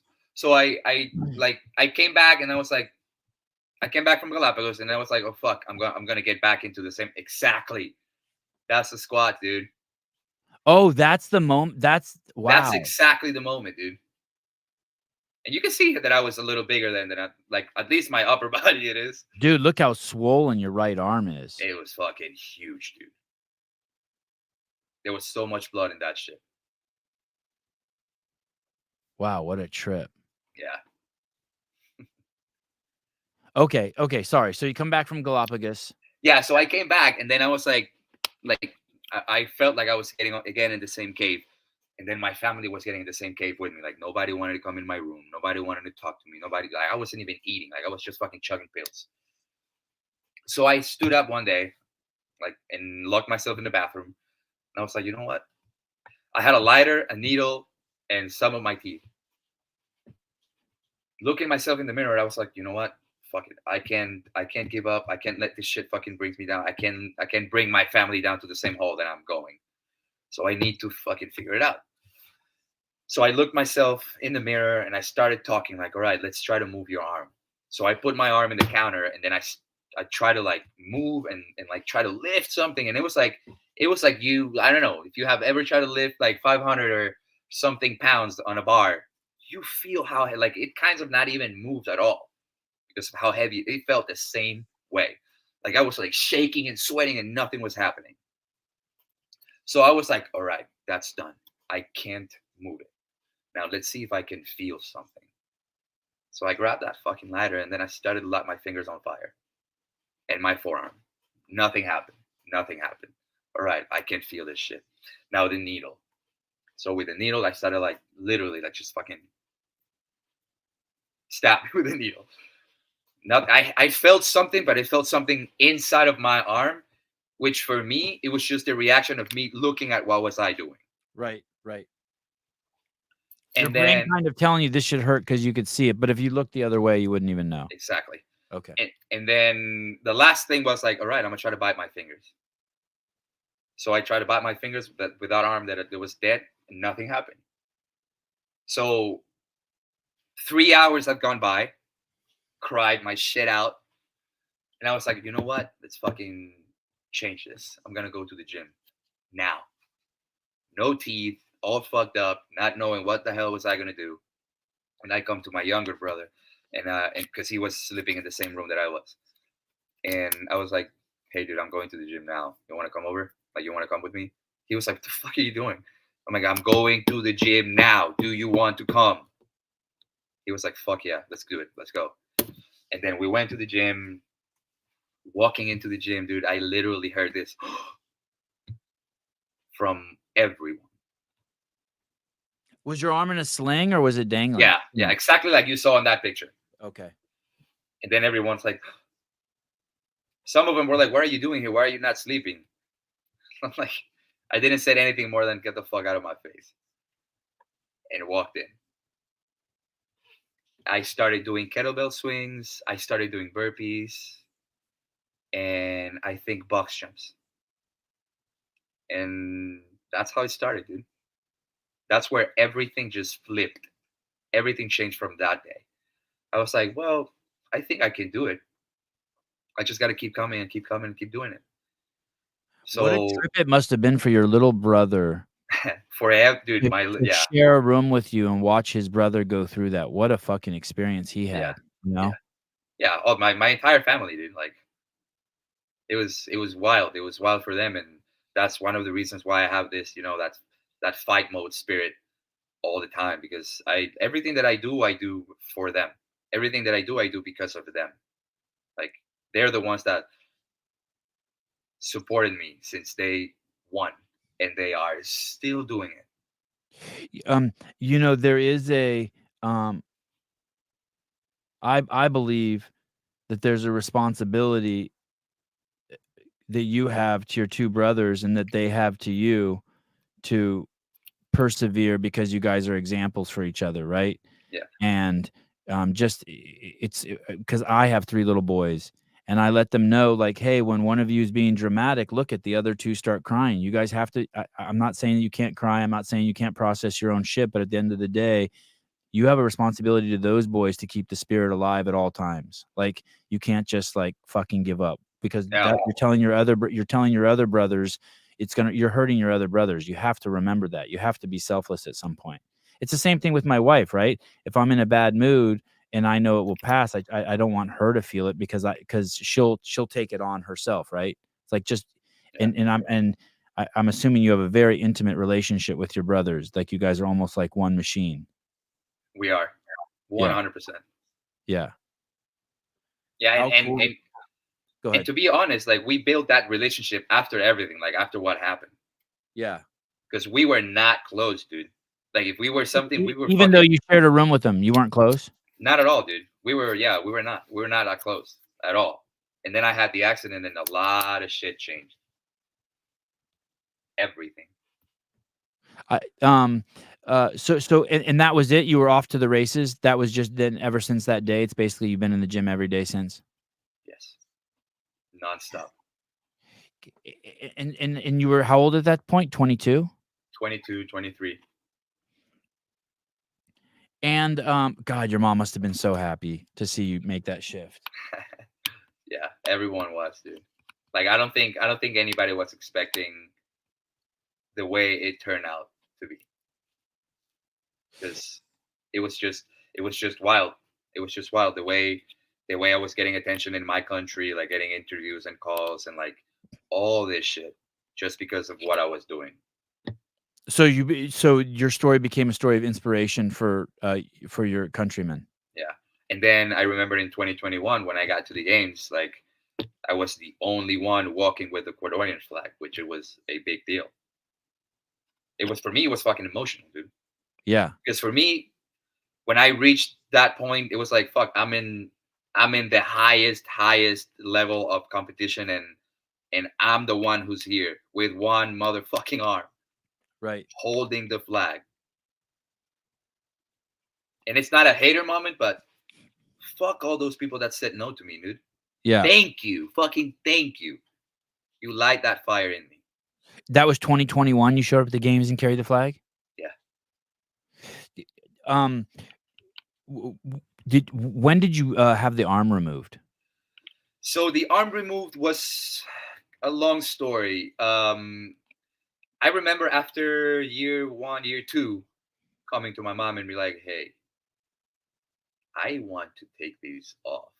I want to." This is and you're already training, you're back in the gym. Yeah, yeah. I'm already in the gym. Like I'm already in, like I got my mindset already. Like I want to compete and get my shit done. Like let's see what happens. I was already competing, dude. I was competing with people with two arms. Like I didn't care. Yeah. And doing the same weights. Like fuck it. I was like, I don't care. Let's do it. Let's go. Yeah. Oh, we're doing pull-ups? Yeah, I'll do pull-ups. Why not? Yeah. So the arm thing, like 2 years, 4 years gone by, and I'm like, I still want to cut my arm. Like I want to chop it off. And she was like, no, no, please, no. We're gonna still like figure out. Like there's some doctors that I'm talking. Like we can do a lot of things happen, and just wait a little bit. So I waited a little longer, and then I met someone. This someone became my girlfriend at that point. She's a really good person. Her family is a really good person, and they had a connection with some of the doctors in the hospital. And I decided to make my own, like like my own research and work by their side. And finally, like I got everything checked. Like my insurance was good. The doctor after the test that I did said like, hey, like I think you are ready for this next stage. Like I don't think there's a way to save the limb, so I think you should be proceeding with this next step. So coming down, coming to my mom and be like, hey mom, I love you, you are the best, and this is what's gonna happen. Like if you want to be with me in this surgery, I love you, you're my mom, fuck yeah. If you don't want to be in this surgery, I love you, you're my mom, fuck yeah, but I'm still doing it with or without you. Like What was her argument? She was hoping that the nerves would grow back and you'd get used to your arm I had again? a yeah, before that I had a surgery that it was involved of getting nerves out of different parts of my body so they connect that. And it Okay. didn't, like it some of it helped, and then the rest of it didn't. Okay. Okay. So I told my mom, like, all right, if you want to be with me, hell yeah. If you don't want to be with me, hell yeah, I still love you, you're my mom, but I'm going through it. Like I'm doing it whether you like it or not. And then she was like, yeah, okay, let's do it. And then I was like, that's fucking awesome because we're going through it tomorrow. She was like, what the fuck? And that's how I did it, dude. And then shit you not, dude, as soon as I woke up from that surgery, this is the first thing that I start doing. Holy shit. Now I can move some of it. And Oh, you couldn't even do that before the surgery? no, not at all, dude. It was dead because of all the weight. Wow. Let me ask you, does any part of you regret getting rid of it? No, dude. Not even a little. Nada. And what about phantom pains? I knew a guy who was a one-armed arm wrestler up in Canada, and he said sometimes he would just feel burning over here. Yeah. So usually I have a like neuropathic pain. Like I do have nerve pain. Like ghost, Yeah, I don't, because that usually happens when you have a trauma that involves your limb being ripped immediately. When I amputated my arm, in my head, I was already like, my arm is dead. Like I have no nerves. right. So when I chopped it off, everything is good. I do have pain. Like crazy thing, I have the craziest and most wild pain when the full moon hits, or if my CNS is completely like jacked. So if you did some crazy like deadlift workout, high repetition deadlift Dude, workout, let's you would let's feel it. say let's say fucking I did the Lazar Dukic workout. Yep. Holy shit! And then full moon hit. Yeah. So I was in pain like for the past 3 days. I was like, ah, fucking, I couldn't even talk. Where's the pain? The pain is mainly here and in the back, like where the injury is. What a trip. It's Oh, like look, burning. Jedediah Nelson, same. Wow. Yeah, he had an accident too, so he knows about fucking nerve pain, dude. Wow, what a trip. Maurice, say your last name again for me, Victor. Assaf? Asaf, yeah. Assaf. He called me after a couple hours and he went, "Do you remember Nemo?" And I started wiggling that shit all over the place. Yeah, that was me doing this shit. Um, Victor, have you ever seen those videos where the person has a mirror here? Yeah, Yeah. yeah. I tried that therapy when I had my arm, Yeah. but dude, in my head I was already relentless. I was like, I'm not doing this shit because I know my arm is dead. Right. Like I went through therapy, I went through PT, but the Gotcha. PT was like people doing this to my dead arm. I'm like, the fuck are you doing? And then they Are were like, you yeah, you should lift it yourself. And then I was like, you know what? Fuck this. I'm not doing this. My therapy is gonna be in the gym. are you right-handed or left-handed? Nah, I had to learn everything with my left, dude. So you're a Right? right-handed man. Yeah. Wow.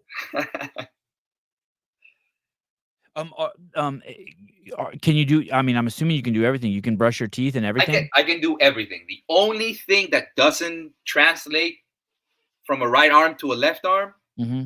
it's the way or the skill to throw. Oh, interesting. This if Try it. Once you want to throw a ball with your left hand, you're gonna look like a Yeah, I do a lot of that with my it's boys. weird. It's like Yeah, it's like your whole body goes with it. It's so different, man. yeah, I do a lot of. I put my boys regularly, at least once a week, on a treadmill, and we throw right and left-handed tennis balls in coordination with each other. Boy, the Yeah, left is a trip. yeah, it is. Um, do you have practices? Like, will you just sit there and like write the alphabet with your left hand? Like, are there things you do to Not keep it? anymore, No, but you used to. but I did. Yeah, Like I did. fanatically, where you like, fuck it, I'm getting With this. my mom, like she was like, "All right, let's try to do this shit because you need to learn. You fucking need to fucking learn how to sign again, like your signature, whatever. You need to do all those things again." So that So was your weak arm too. of course, You're right. Wow, crazy. yeah. And uh, how quickly did you start seeing muscular adaptation to that arm right away? In some of these pictures, when you're doing stuff, you're right. You look like a fiddler crab. I mean, your fucking left arm is so overdeveloped. Your forearm looks nuts sometimes. I was like, Jesus criminy. And Yeah. and when I shook your hand is so thick, and I looked at your wrist, and your wrist is so thick. How long did all that take before that started happening? It took years, dude, because my hand it adapted to it's wider than it used to be. Yeah. My wrist and my forearm, like everything, just like it got for some reason it got bigger. Yeah, it I'm looks guessing not massive. only like because of the overuse, but like I literally do everything. So I don't know if the bone density, like something, I have no clue, dude. Right. Wild. How long? So you're going to San Antonio. How long have they had? When did they introduce what is it called? Is it just dudes with one arms? Like, does your No, division have a name? we are upper standing, adaptive upper standing. It could be AE or BE. Like AE, it's above elbow, and BE, it's below elbow. Same thing happens on BK or AK, like above knee or below knee. So you wouldn't compete with guys And who just, and like, if a guy and just lost this his hand. is where I wanted to get. Okay. Yes, So you yes, don't compete against guys. If a guy's just missing his hand, he wouldn't be in your division. he shouldn't. He shouldn't. He shouldn't.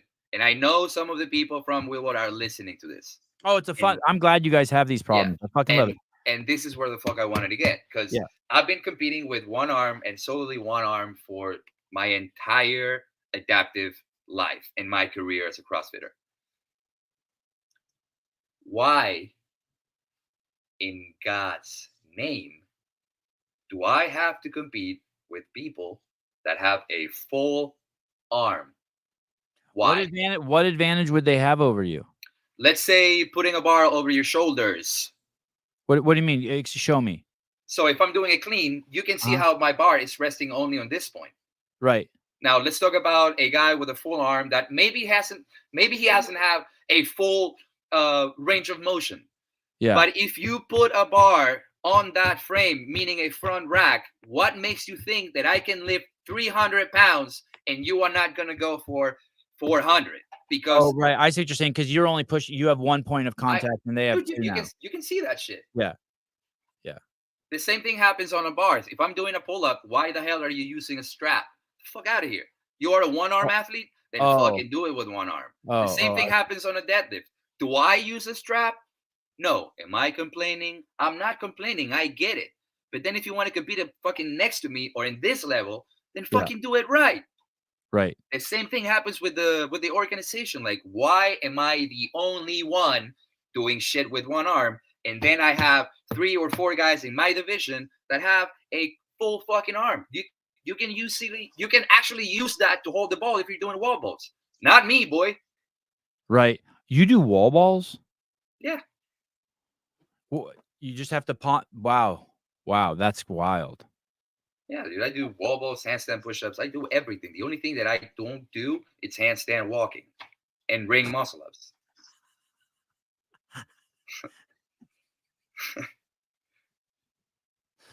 Handstand walking. Part of me thinks that you've tried. You've tried, haven't you? I've tried everything, dude. I even tried Yeah. fucking ring muscle ups. I was like, maybe if I can get the ring in the middle of my body, Yeah. maybe I can get all the way up there. That's fucking not Yeah. happening, dude. I'm not a How gymnast. tall are you? You're tall, right? I'm like 5'9", 5'10". Oh man, you seem like you were 6 foot to me when I met you. And how much do you weigh? Right now, I think I'm like 185. Okay. So you're not a small guy. What good problems to have? You know what I mean? Like, hey, are there enough what if they did break the division in two? Would there be enough dudes in your division? That's the other problem. No. And you know what? They also do that because they know that I don't give a fuck and that I'm still gonna go through it. Because Right. that's how I am. Right. Even though things are not right, I'm still there supporting. Why? Right. Because it's the fucking sport that I love, dude. How did And, you and there's how did you beat those guys in the open if they had their shoulders? Just because of the nature of the workouts? because I'm a fucking savage. Yeah, good. And I do not give a fuck when it's time to compete. I don't care. You can have 3 arms. I don't care. Do you Said, do you talk shit to those guys when you're on the floor? no. You don't say, "Hey, good job with that extra shoulder." No. You Everything I douche. do is when I do it, and then I show it, dude. I show it. And then of course there's people like, hey, why is that a guy doing that with that thing and you are doing this with your only arm? I'm like, Yeah. that's a good question to ask, but it's not a me. You should ask. Do you compete anywhere else? Someone says, does Victor compete in the Paralympics? What is that? That's like the Olympics, but for people who are missing body parts and stuff. Yeah, I tried when I was down in Ecuador. I tried to do javelin throw, and I was really good at it, dude. Like really good. But you know, politics down in Ecuador is really hard, and since I'm not a citizen here. I don't know if I would be able to do it.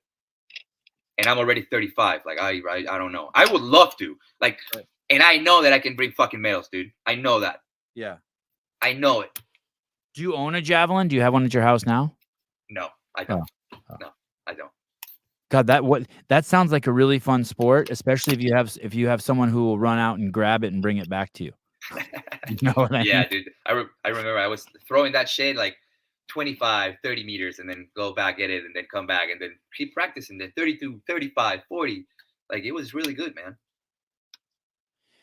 Um, uh, this experience you had on the motorcycle, would you describe at any point of that as a rock bottom? Have you heard that term, rock Yeah. bottom? Yeah. Would you experience like you hit a rock bottom? I did.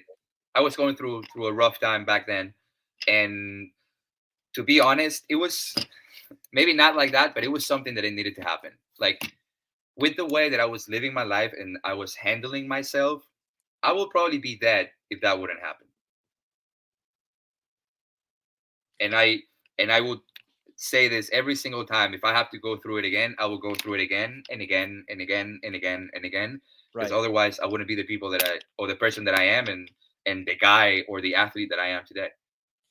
Would you say that moment in the bathroom was rock bottom, or was it a different time? The moment in the bathroom was a moment of realization. Yes. And the moment when I woke up from that coma and I no, yeah, no, relaxation was the one in the bathroom, and then when I had the accident was the rock bottom. Rock bottom. Yeah. Did you cry a lot? Was it like that? Yeah. I cried by myself, yeah. Yeah. Like, why me, God? What is this bullshit I'm having to go through? More than that, it was frustration. Like, why the fuck is this not moving? Why am I in so much pain? And then obviously, like, why are you trying to teach me? Like, what is going on? What are you trying to say here?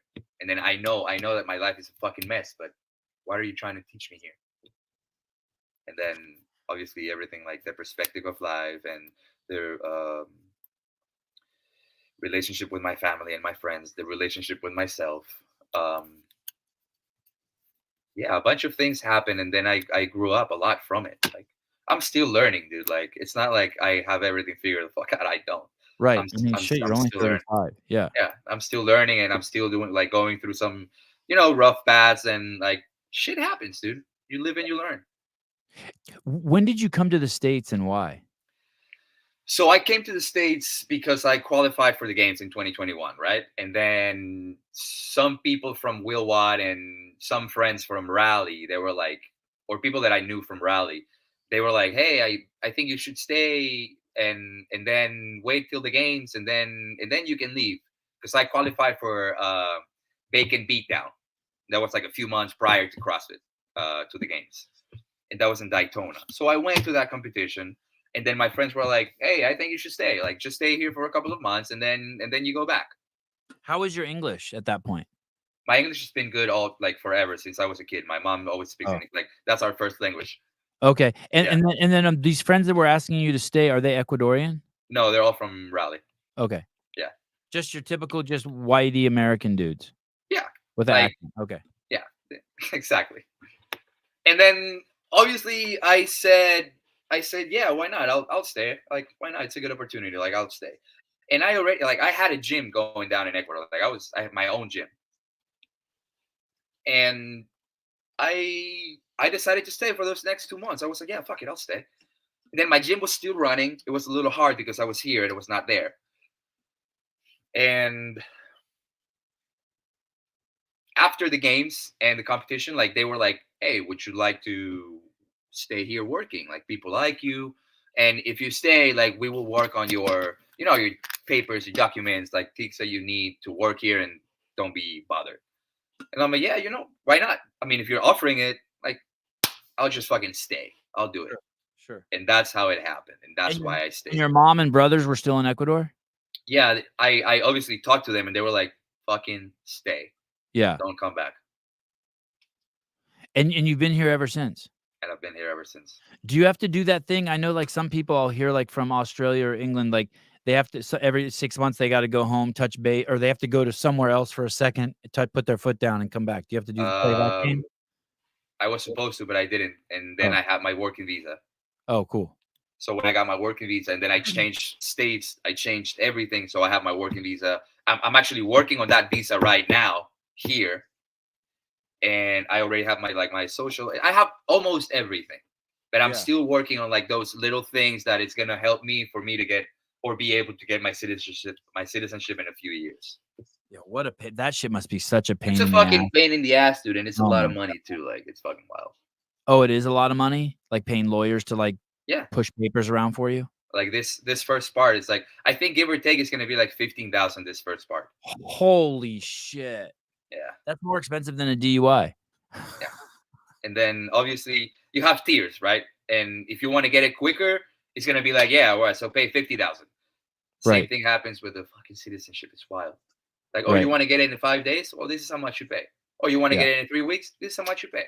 If not, you go through the whole year. I don't know how long it's the process, but it takes forever. Victor, do you feel alone here? I Or is used it to I used to feel alone when I was in rally. Like that last year in rally was one of the worst years ever. Like I was like homesick? You miss your mom, you I miss your was brother? I was in the verge of suicide. Like I was fucking nuts. I was getting No yeah, shit.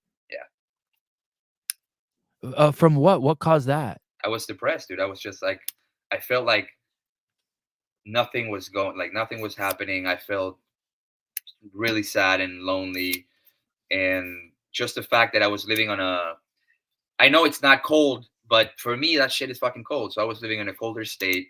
So that I am a warm nature guy. Yeah. And if I'm in the woods too long or somewhere like Raleigh for that many years, like I'm gonna start losing my shit. So last year, like I had a gun with me, dude. Like I was like fucking it was crazy. I was about to finish like and all that shit. And then obviously you got that, those thoughts of your family and your brothers and your friends, and you're like, you don't want to go and put them through that fucking hell ever again. How did you get out of that spot? I had an offer to come over here. And that was it? You think that's something that you're gonna have to it's gonna resurface again? Something you're gonna have to, like, no. I don't think so, dude. I don't think I've ever been this happy here. That you are in Jupiter, Florida? Yeah, I'm in Jupiter, Florida. I have my freedom. I have my own, like, not my own house, but I have a place where I can stay, like, where I can live. Yeah. I'm fucking working. If I feel like shit, I go to the beach. I live fucking 3 minutes away from the beach. I Right. don't need a car. I drive a motherfucking golf cart. Like, dude, I'm loving my life. Yeah. I'm enjoying the moment that I'm going through right now. I'm enjoying it 100%. And I've never been this happy. Like I have like my relationship with the gym now, it's beyond of what it was, dude. Like Yeah, I don't hate it anymore. explain to me when you say explain to me your relationship with your gym. What do you mean by that? Like Like, your responsibility my, there my or no, like just going and working out? just going and working out. I was like, fuck this shit, dude. I have to go and do it again. Like fuck this fucking thing. Like I don't want to go. Like I don't want to do it. Like I was like kind of like burnt out, but I was burned out from the life that I was having down there. Mm. So here, like I want to be there all day. I want to coach. We have like 300 fucking members, dude. Like I'm talking at, yeah, it's crazy. Like it's a lot. Right now, it just keeps growing and growing and growing. So What's the for name of the gym? CrossFit Sea Dog, CrossFit Sea Dog, you said that. Wow. Who owns that gym? Adam Davis and Kelly Davis. It's so cool to hear all this because it shows you I mean, we all know this, but just the healing power of Oh yeah. those gyms. They're just so fucking amazing. All the CrossFit gyms are so amazing. They're so invaluable to communities. And the fact that let's say I wake up one day and I feel like I don't know, dude. I feel fucking whatever. And then I go to the gym and then I'm like, I don't know, fucking, we all had a fucking bad week. We all been there. Like, just try to think of something that makes you happy right now and something that you're thankful for today. And then if you feel that shit inside of you, this is the moment to get rid of that shit. Like you're in the gym, you come with that bullshit, and then as soon as you leave the gym, you leave the gym as a new person and someone lighter. And then it makes even it's like therapy for myself.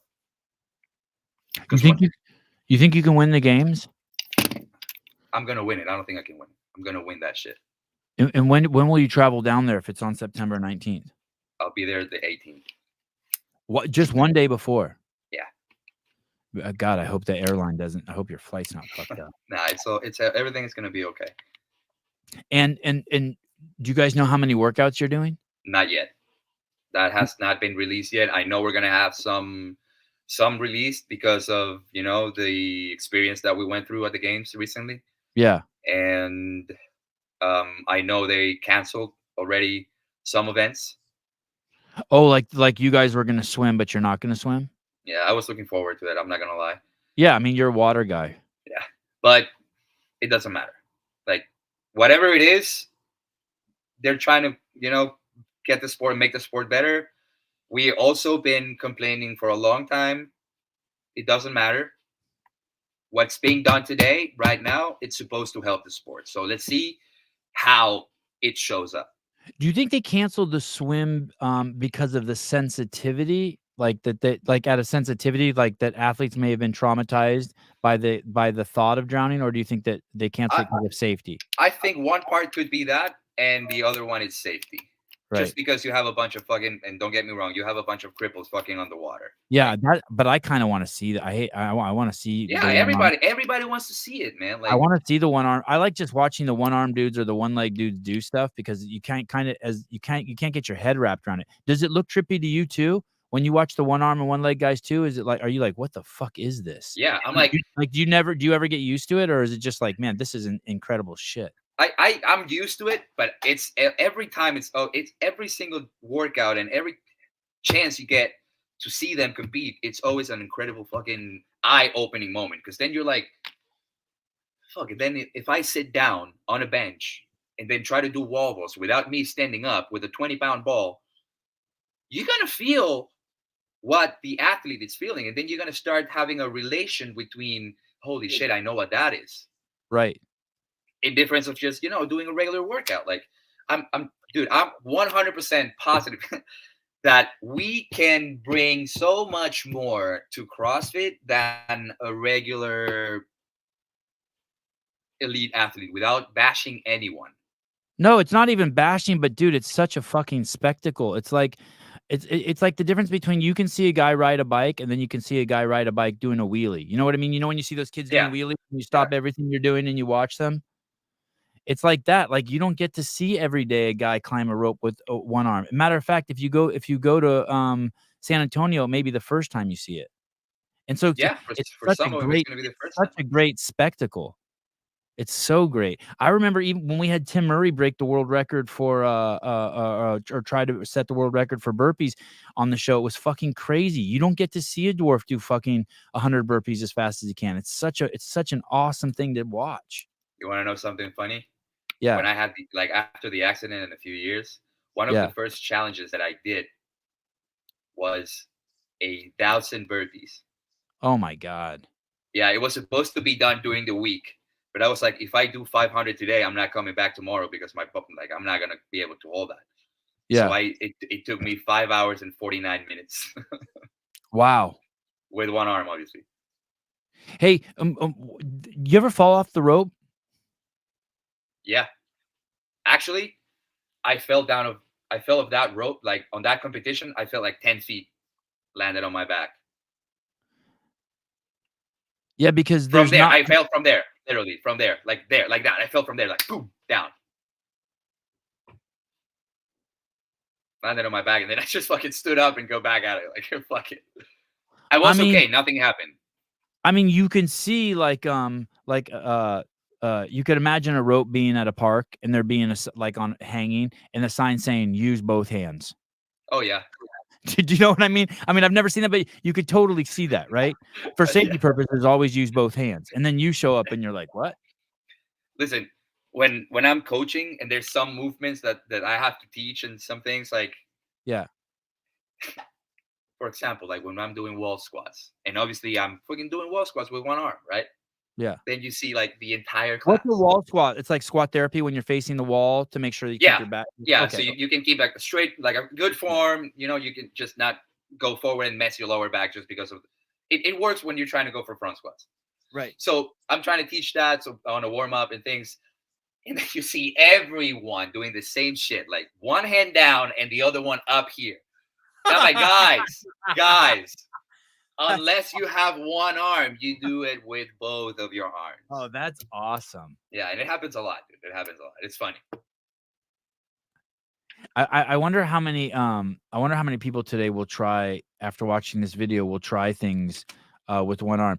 I mean, I don't know if you remember because you've now it's been so many years that you've only had one arm, but even the for a two-arm person, um, even grabbing the bar with one hand, just even like an empty bar, is a very, very awkward. This is a very awkward. You know what I mean? Like even for someone who could, clean and jerk 200 pounds, to do it just an empty bar with 45 pounds is a very bizarre phenomenon because of this shit, right? Yeah. And they just can't do it. They don't know where to grab the bar. They don't know how to do this. Their brains all firing. They're off balance. Yeah. I And wonder how that's many people will try that. oh yeah. Well, if you try, you need to understand that if you have two arms, you can get away with a not so good form. You get what I'm trying to Explain. say? No, Because explain. with two arms, you can get away if you like Oh, miss some. you can put your other You arm out for you balance can and shit like that. you yeah you or no, like let's say you're doing a snatch or a clean, and like Yeah. if you're a one arm or a one leg, Yeah. your lift has to be fucking flawless because there's not another arm that is gonna balance the other side. Right. You get what I'm trying to say?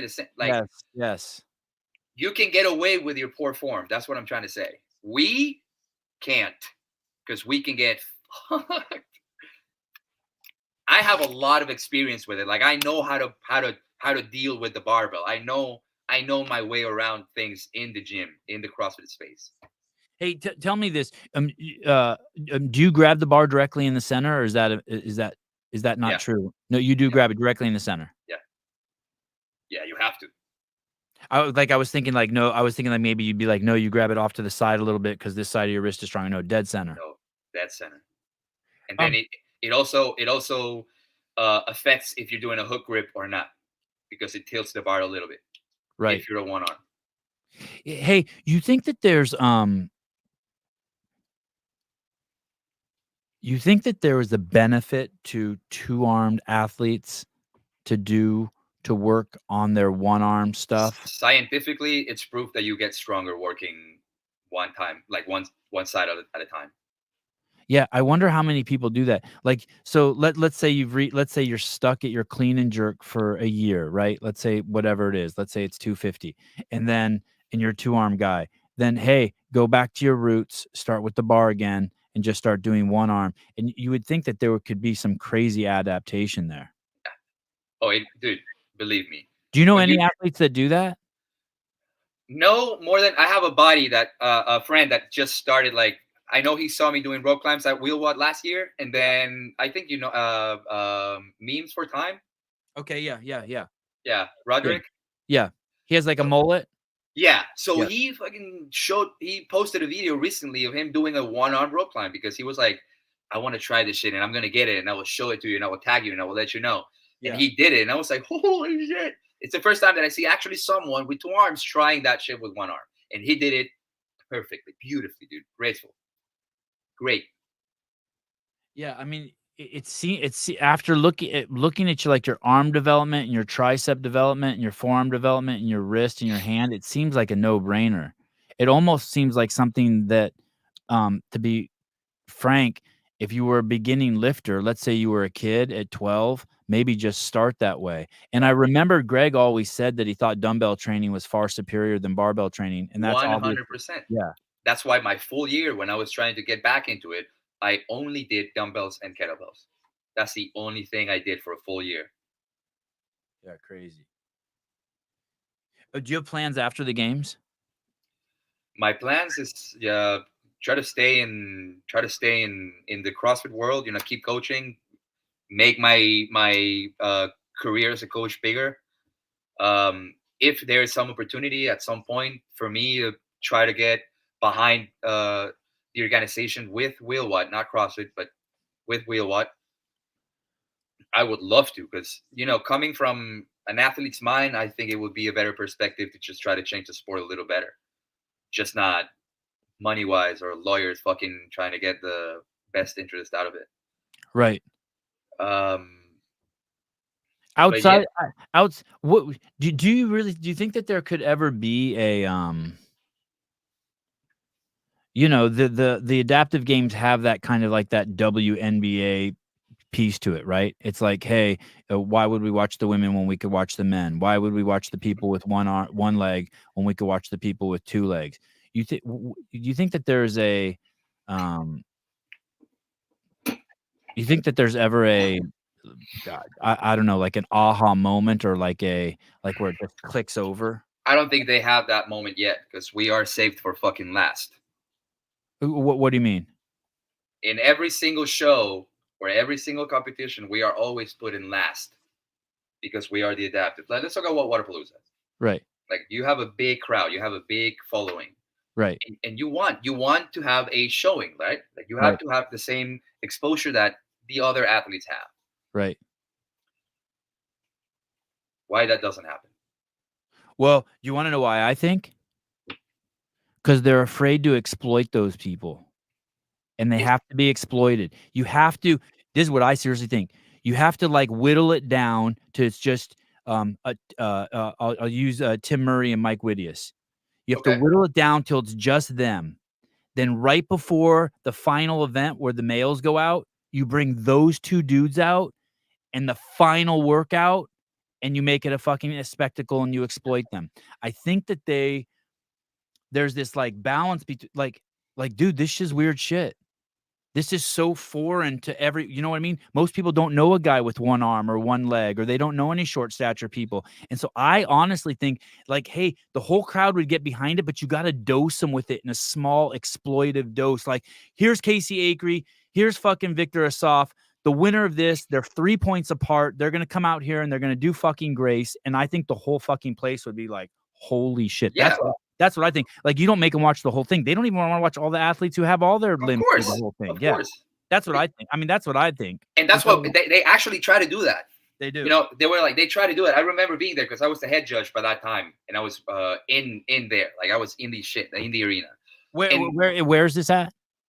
no, at Waterpalooza, like Oh, a few yeah, years back. Yeah, okay, a few yeah, years back. yeah. I remember being there as a head judge for the division, Yeah. and we had fucking I remember, I think it was Justin Medeiros and some few other athletes just coming in and, like, be like a handler for the wheelchair guy, or helping someone with mostly wheelchairs. It was mostly wheelchairs because they need a handler. They need somebody to hold that fucking wheelchair. Right. Oh, But then they were like, oh, Justin is gonna be there. We should go. Like, do the same shit everywhere so you can have more crowds, so you can make the sport of adaptive athletes grow. So you can have whatever that is for the business. You can have more money, you can have more people, you can have whatever the fuck you're looking for, but just give us something that is not your fucking name. but it also has to be a spectacle. Like, like the same way, like 100%. it has to be a fucking. I mean, look at like the wheelchair sports all the wheelchair sports that I've seen that like go viral. It's like the guy going off a jump, right? It's like that a guy fucking goes off a jump, so it's a spectacle, and everyone's like, "Holy shit!" But I did one time accidentally watch wheelchair tennis because I was waiting for another tennis match to come up. It was unreal. It's It was wild. absolutely It's the unreal. same thing But as watching, like, you have to somehow get it in front of people. You have to somehow get it in front of people and make it like, and it has to be okay to, um, it has to be okay to just like it has to be used for the spectacle that it is. It can't be like I can't.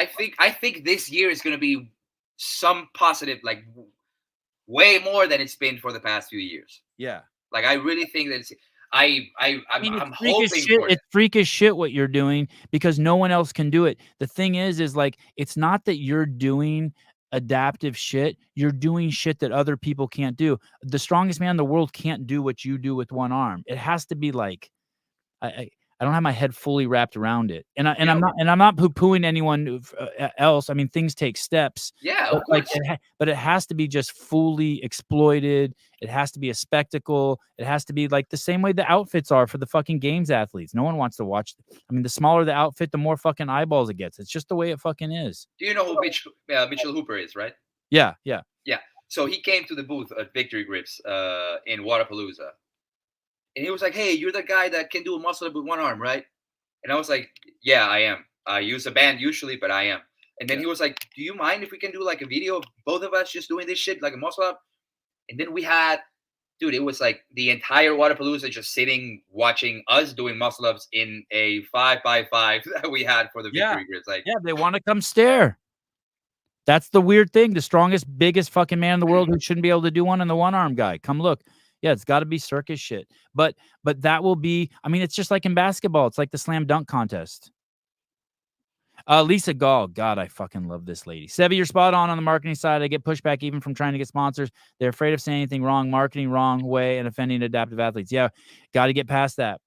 yeah, that's But something. not because people aren't going to be offended. Always people are going to be offended. No. But it has to just be like, Listen, we are also athletes. We yeah, make this as a career. yeah, We don't yeah, want shit for free. right, And that's spot on, Lisa. right, yeah. Do you Like know her? we don't. Yeah, of course I know her. She's Yeah, great, isn't she? yeah, yeah. All of them are, dude. Yeah, All of them are. yeah. So like, that's what I made a post about it. Like I don't remember, like a week ago or something like that. And I was like, you know what? Whatever you do, just try to get something more out of just CrossFit. Go study, go finish whatever you're doing, go get a job and find that something, that goal that is outside of the gym that is going to make you feel better and more completed as a human. Don't just lay your entire basket on a sport or a business that whatever it is, with the matter of times that we've had, they just don't care. It's not that they don't care about you, they just don't pay attention to what is actually important and what actually can potentially bring tons of money, dude. Ken Walters, this is what I was trying to say. Thank you, Ken. An older, wiser man than me. As humans, we appreciate and are amazed at seeing people do things we can't even imagine trying. Yeah, that's it. Bingo. If only they would listen to how to treat themselves and how to speak to each other, they would learn just a little. I don't know what that's in reference to, but I'm gonna tell my kids that. That was a good one, Mari. All right. Yeah, I mean, it's just a matter of making this sport better, greater, and healthy for everyone, man. That's the only thing that I want. Like if I'm not competing anymore, the only thing that I want is this sport to keep growing and growing and growing and growing. Hey, dude, I got a favor to ask you, and hopefully people outside who have my phone number will do this too. But if you, as information comes, when you know you're going to compete, when you get your schedule, and you know where it's going to air on YouTube, I'm assuming it'll be on YouTube. It should be. Please let me know because I'd love to have fucking watch parties on my channel. Yeah, hell yeah, dude. I'll let you know. Yeah. Yeah. So anything, and I know you're going to be busy. So if you don't, so if anyone else wants to keep me posted, I kind of just live minute by minute by the fly of my pants. I know you're gonna get You're gonna get messages from my brothers. Like those two, they would definitely would shoot a lot of like scheduled shit that is gonna happen for our games. Yes. Yeah. But if they should send it to you and you should text me. Text come to me way faster. Okay. Yeah. Stay in contact with me because I want to I want to have like I want to be invested in a few guys that I like and that I can cheer on and like travel the journey with. And so it'd be cool to like just see what you and Tim are doing. And I know these guys would like it and we can fucking it'll be fun watching you go to war there. Yeah, hell yeah. I'm ready. Yeah. Keep it close and stay pertinent in the finals. I can't wait, dude. Yes, sir, dude. Yes, sir. Thank you for sharing so much of your life. Thank you for the vulnerability. Thanks for just fucking being a badass. No, dude, thank you for the space. Thank you for the time. Thank you for letting me share all this. It's been a while. I've been chasing you for a little bit just to get something like this. Oh, cool. And yeah, I mean, I've been watching you for a long time, dude, and I respect you a lot. So me being here and talking to you and just getting to know you a little more, like it's a lot for me. And I just keep to have like the same connection, the same communication that we keep having, so we can, whatever happens, we make this shit greater, man. Okay. And hey, don't ever hesitate to text me. Like no one can bug me. Do you know what I mean? Like if you have anything you want, like don't be hesitant at all. Like I don't sleep but next to my phone. I always just whenever I sit around a lot in a car or I watch my kids play tennis, I'm just sitting around. So text me anytime, any ideas, anything you want to share, we can chop it up. All Hell right. yeah, dude. Thank you, man. All right, brother. Good. Talk to you soon. And we'll be watching September 19th to the 22nd. 22nd. All right. Oh, Safe travels. yes. Yes. Now, Tell let me me. finish with this one. This is a full Please, circle. This is a full circle. please. September 22nd. It's the same day that I had my accident 12 years Oh, ago. shit. And I'm going to finish the fucking games with a full circle. Wow. September 22nd, dude. Awesome. All right. Yes. Good. All right. Good. That's good motivation. Hell yeah, dude. All right, See brother. you guys. Thanks for everything. Ciao. Victor Assaf. Assaf. We will be back. Not we. Fuck it. I'll be back in just a second.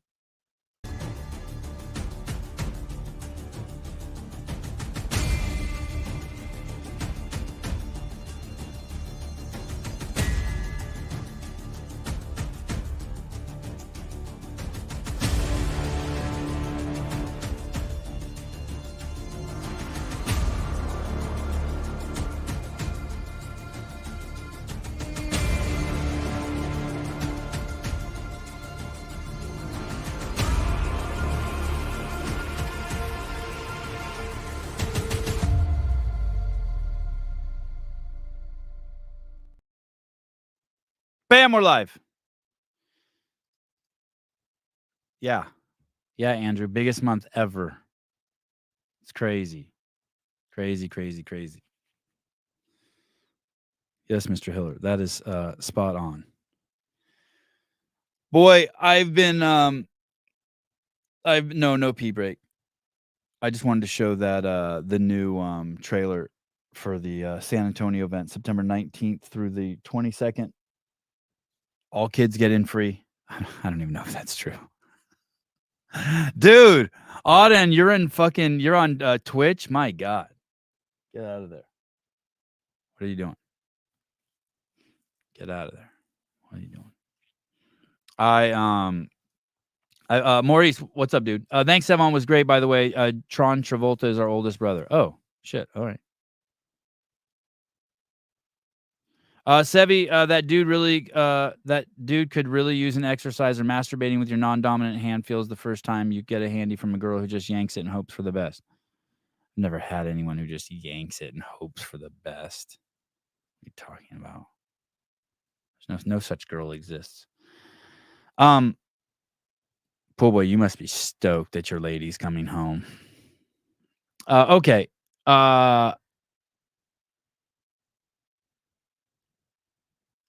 Boy, I've been really enjoying all the comments from the last few shows.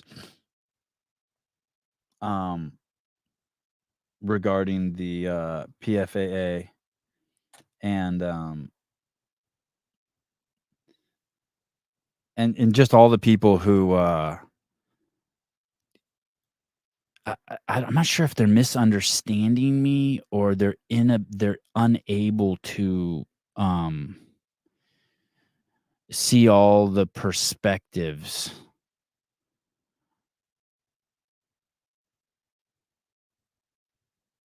It's really wild, and all the components, the complexities of it. But and then of course the fact that Lazar drowned, and instead of him being plucked out in 3 seconds, it took 2 hours or whatever it took. Or people say stuff like, "Hey, you should do more research and read the Men's Health article or the New York Times article," which it's so funny because you read those and they say absolutely nothing. They give you nothing. Or like the Men's Health article had quotes. but didn't attribute them to people or anyone. I mean, they are unable. Janelle Winston. Yeah, but I've been thoroughly enjoying it. I, with no guilt. People's emotions are overriding facts. Well, they're overriding facts, and justifiably so. They're saying stuff that they want to blame me for muddying the. They're. It's not just the facts, but some people just want to just zero in on the 1,000-foot view, and I don't blame them. The 1,000-foot view is, hey, that guy fucking drowned. No one saved him. What the fuck, right? Right off this coast, well, fucking 500 people could have any one of 500 people could have jumped in. Why the fuck wasn't he saved? Why didn't the fucking person on the paddleboard save him? All that, all fair shit. But there's and this is gonna piss some of you off, but there's the 3 million foot view too. That is, if his parents wouldn't have fucked, he wouldn't have been alive, and so he couldn't have died. I mean, one of these is not more true than the other. This is just your ability to navigate the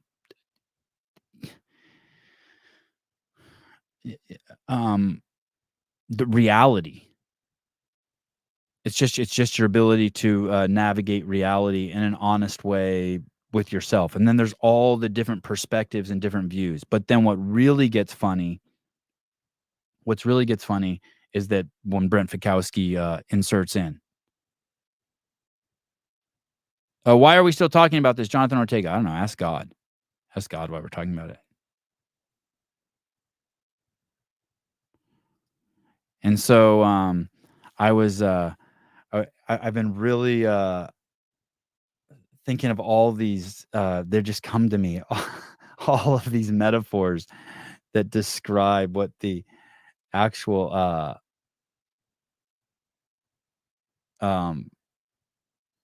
what Brent's organization, what's it, the Professional Fitness Athlete Association. And I've been really just cracking up more and more. I think about what they're doing.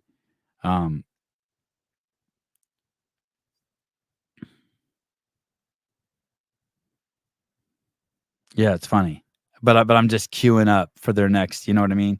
Just fucking loading the cannons. I never know if I should just preemptively just fucking unravel their shit and explain like just what a piss poor job they're doing, or wait and save it to. I guess I could rehearse, but it's so funny. It's so fucking funny. I'm Yeah. I'm leaving in an hour to take Avi to Marquetta and then his piano lesson at 11:30. Oh, I think it is his piano lesson. I think is his piano at 11 a.m. What's crazy is the comments are never like, hey, Sevon, the bar's 8 feet long, not 7 feet long. Like, there's never any correction, like the negative comments or like the comment. It's always like, you're an asshole, or take Dave's cock out of your mouth. The take Dave's cock out of your mouth ones are kind of funny when they're said creatively, but it's so funny that no one will like stay on subject.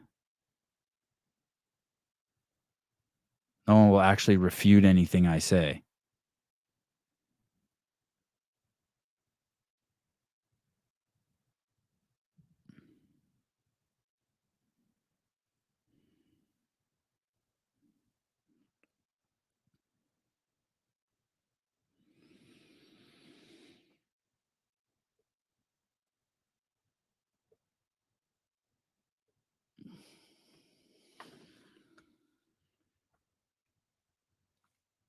Oh, today it's at 11:30. All right.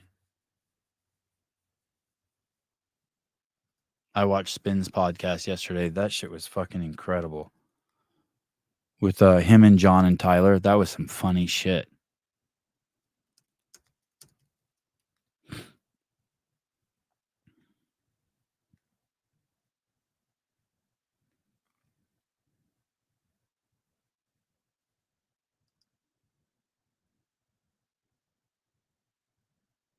Identify what you can control. Make a list of things you can control. Accept what you can't control. Try not to get frustrated when you can't control others' actions. Instead, you can try to inspire them to make their own decisions and then let them be. This is just Google shit I'm reading you. Develop a plan. Consider how you can perceive, react, and respond to situations. It goes, turns into nonsense. What does control what you can control mean? It's a prescriptive offered by many helping professionals, to take the focus away from what is outside of our power and help reframe our negative thoughts and emotions into more palatable foci. Foci? Is that a word? Foci?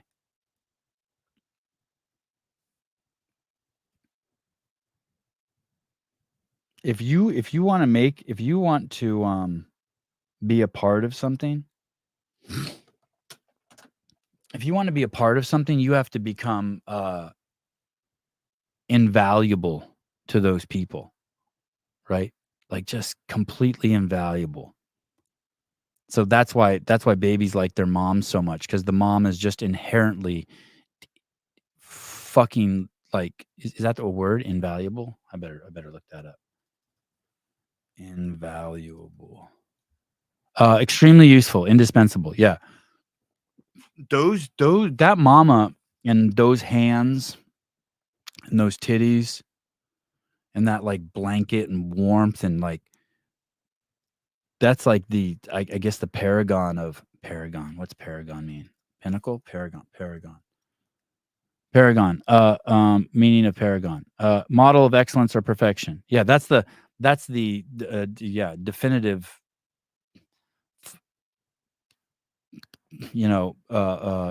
part of indispensable. I guess maybe oxygen's more important than your mom. Like if you had to get rid of your mom or oxygen, you'd get rid of your mom.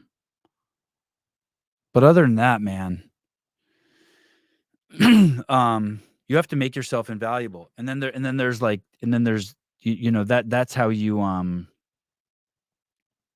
that's kind of like how you make your place in the world, right? Your only offering is what you can, your only true offering or meaning of existence is what you can offer to your fellow man. And that's sort of the premise of capitalism. Like you're just bringing stuff to market. You just bring like invaluable stuff, right? And so, what I used to do at the CrossFit Games is I would come home and after I took pictures of all the athletes, I would print them out and send them to the athletes, hundreds, just for free. I spent thousands and thousands of dollars doing that because I wanted to do it, because it was fun, it was cool. I was proud of my pictures, and I wanted someone to enjoy them. But I'm guessing from the athlete's perspective, they're like, "That's really cool having Sevon around. He adds value. He sends me pictures."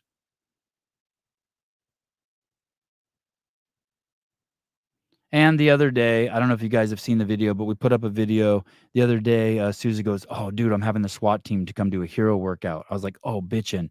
I'm like, "Can you put it in the calendar? I want to come bring my boys and have them see the SWAT team guys, and I'll film it, and then we can send the footage over to Patrick Rios, and he can edit it up into something cool."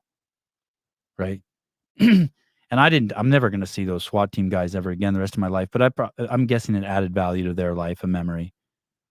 And then it probably added value to the to the YouTube station. It got 2,000 views or whatever it has. I mean, that wasn't the point of it. And I think Sousa liked it, right? How fun is it to like have a video forever of your gym? And then probably other people watched it, and people in the comments are like, "It made me cry" or something. Maybe they worked out better. But basically, you're just offering something. No one gets paid for it, you know. Me and Rios and Sousa, like Sousa doesn't charge those SWAT guys to do the hero WOD there. I get to take my kids and they get to watch me film something. I think that was the first time they ever got to see me work. They got to hold the camera. You're just bringing something of market of value. And I'm guessing that's what agents do too, right? Like if you have an agent, it's because they do all the paperwork, and they look out for your best interest, and they get you sponsorship so you can focus on what you want to focus on. You don't have to be like drudging through paperwork or calling a lawyer to have them approve the contract, or worried about, like, you don't have to like worry about making posts and stuff. You know what I mean? Let's say like I don't have to do, I like, Suze is my agent, so like I don't have to do anything, right? I don't even know how stuff works.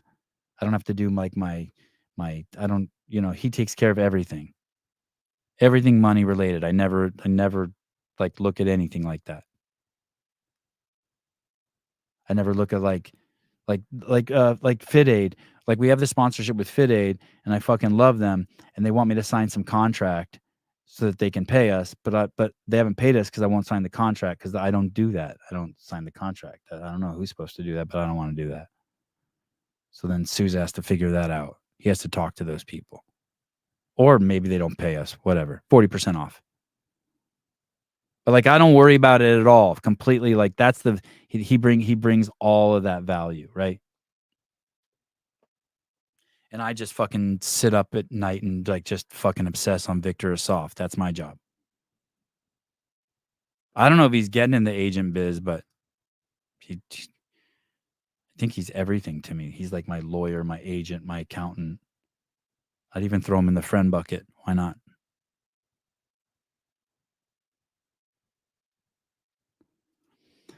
And so then you think about like, I was thinking about players associations the other day. I went over to the NFL Players Association, and I'm guessing, right, for them, they don't want titties or oxygen. What they want is they want security, right? They want financial security.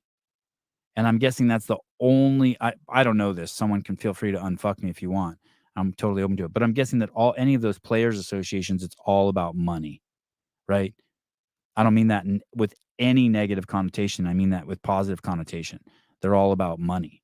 Money, money, money, like in a good way. Like, because the athletes need to keep their heads down, but they also need to make sure that, like, when they leave, that they got an Escalade to drive them home, right? With tinted windows, so they can just fucking split, right? And they need to go to a nice home with a nice bed, because they've just been fucking playing sports all day. And that's how the world works. It's just all about making yourself invaluable. Skull Train. NFL players want security for themselves and their families, especially if something happens to them. Yeah. And so I'm guessing, right, that that's where the Players Association offers that value.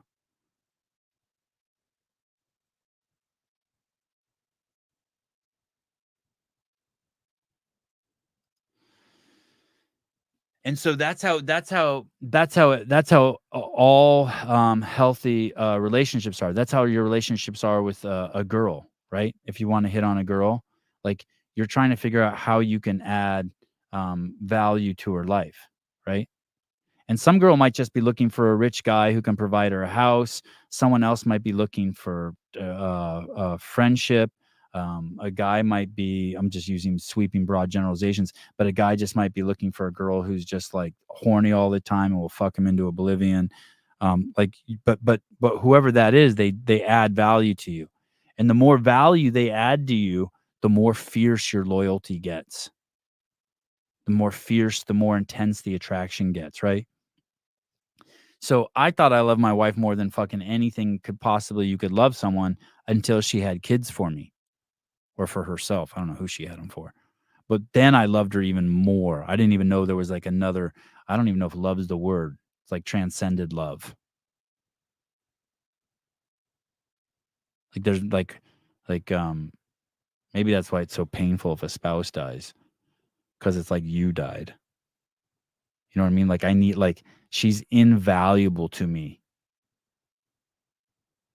because of her relationships with the other invaluable things to me. The fact that she does all the paperwork for not only like buying a house or any of the adult shit, but just the way she manages and takes care of and loves on my boys. Like, there's no one who loves my boys more than my wife. So fuck, that's fucking amazing, right?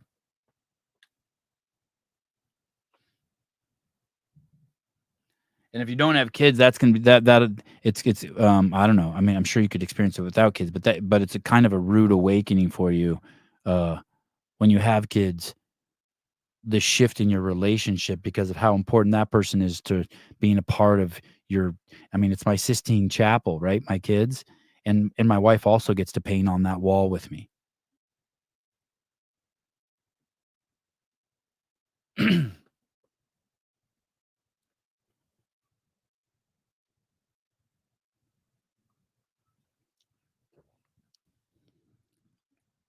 I'm not sure if I'm going to drive this one home. I'm thinking about abandoning it. I'm just rehearsing. It's a little long-winded. It needs to be cut down. I need some better examples. But there's also a difference. There's also a way, and so that's how you get stuff. You bring stuff to market. You bring stuff to value. You bring value to things. My wife's not married to me because I bring misery to her life. Oh, cats work too. Fair enough. Yeah. Nice. My wife's married to me because the value add that I bring, right? And it wasn't money because she fucking was with me when I was fucking homeless. But I don't even care if it is money. Like I'm not like outside of that. Like people do your own thing, you know? Like if you want to be if money's really important to you, then you should be attracted to someone who can provide you money. Like it's on you. No judgment. You figure it out. You go down your path and it'll eventually you'll figure it out what works for you.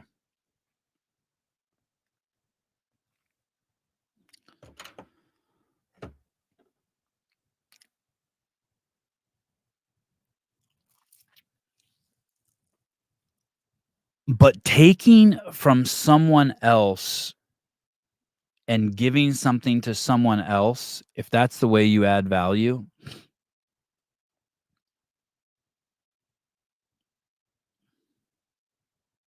you're leveraging what someone else has, you, instead of doing it yourself, if you take from others to give to others, I guess is that what Robin Hood did?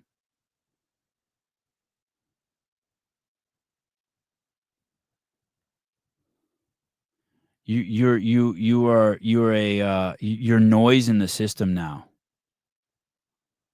right? I'm gonna try to give you an example of it.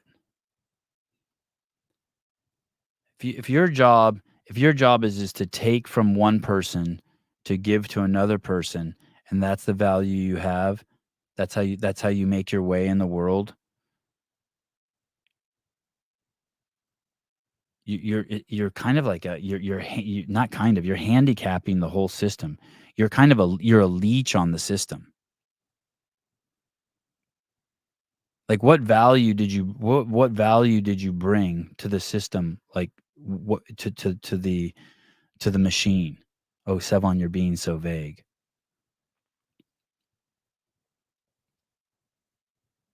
I'm going to tax Sevon's little podcast and take money from him so I can have a needle exchange program somewhere else. That's how they're adding value. There's someone who does that.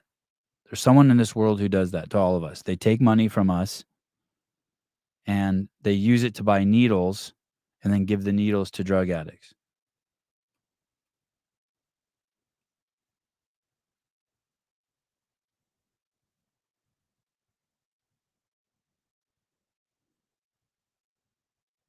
That's it. That's all I got for now. Almost like our government. There's fucking people who make a fucking living doing that.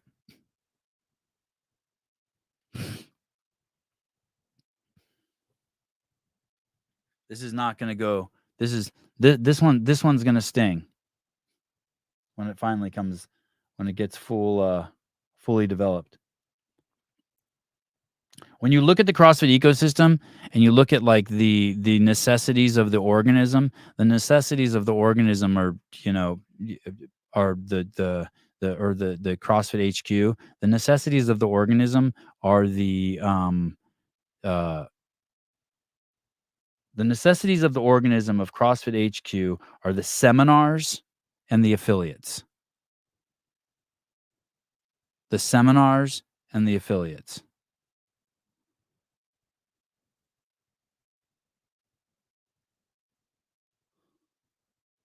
Right? That's like the heart and the brain, right? Call them what you want. The affiliates are the heart, the seminars are the brain. They're vital to the existence of the organism. It will not exist without those two.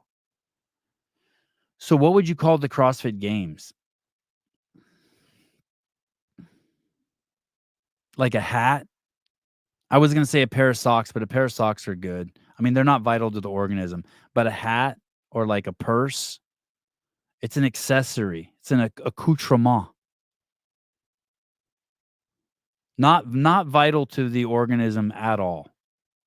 Organism has to be completely stable first, and then it can put on a hat.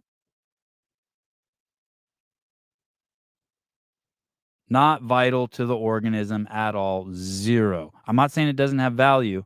I'm just saying 0 vitalness, like 0, not even a tiny bit, not even like one tiny a wristwatch. Wow,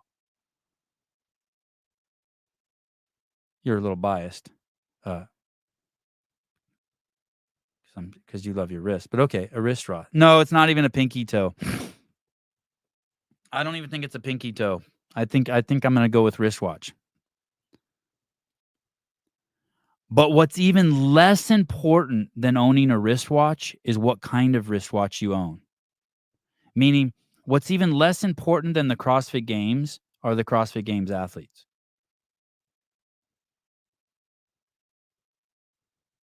And so when you listen to all these other podcasts speak or when you listen to them, of the athletes speak, or when you listen to and I don't mean that in a negative way, by the way. There's no negativity in this. I'm just painting this is just facts.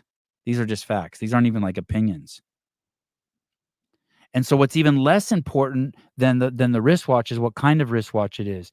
And so when I was listening to Patrick Clark and Brian talk yesterday, and they never mentioned the affiliates, they never mentioned the seminars, which is okay. It's their show. But then there's this presupposition like that there's no context or relativity. Well, what if all the athletes walk? It wouldn't matter. It does not matter what kind of wristwatch you have. It doesn't even matter if you have a wristwatch. And so the fact that those who are talking about the situation aren't putting it in context or in relativity makes the whole conversation disingenuous and reduces the value of it. I mean, it just crazy reduces the value of it. It's just fucking, it's nuts to talk about it without putting it in perspective. Absolutely wild to me. And there become like these presuppositions, like there'll be a statement like in a news magazine that will be like the PFAA requested information to CrossFit and CrossFit said that they would not give them the information. Good. Good or not good. Like but there's this presupposition from people who are suggesting that like it's bad. Like how is that bad? That's what I mean. It's just like so ambiguous. Like if you asked when the start of the event was and they didn't tell you, that's kind of weird.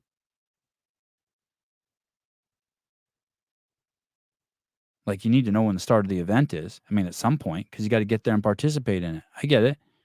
But then say that.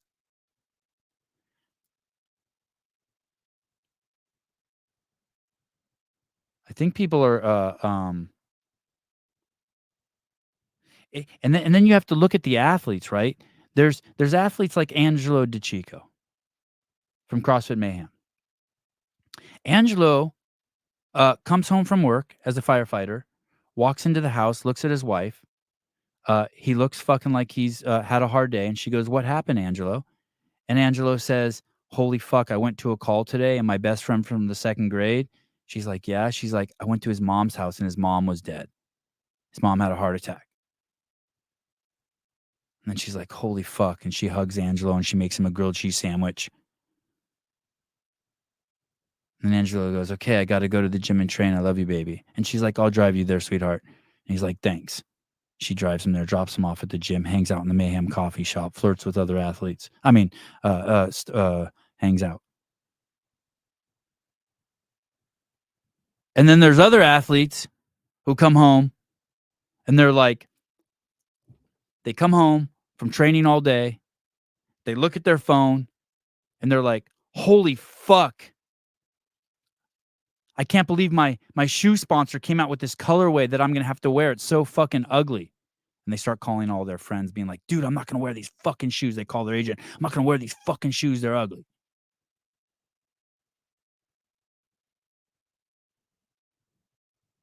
And there's like all of these things are like that ecosystem.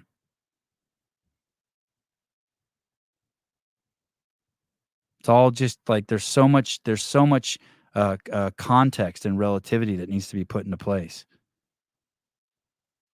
By the way, I made that story up about Angelo. It's probably worse than that, but that's just the one off the top of my head. Something's up with my voice right now. Thank you, David. This guy.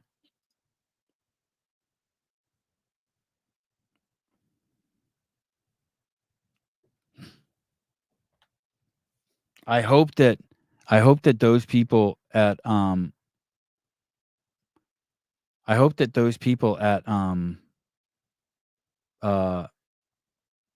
recognize that the influence, the people who have the greatest influence. What is this? I thought of this today too. Sorry, stand by. I text this to a buddy. Athletes have the highest profile role in CrossFit with the lowest value to the ecosystem. They have the highest profile role with the lowest value to the ecosystem. God, I hope Don recognizes that. I hope the board recognizes that. They have the highest profile role with the least value to the ecosystem.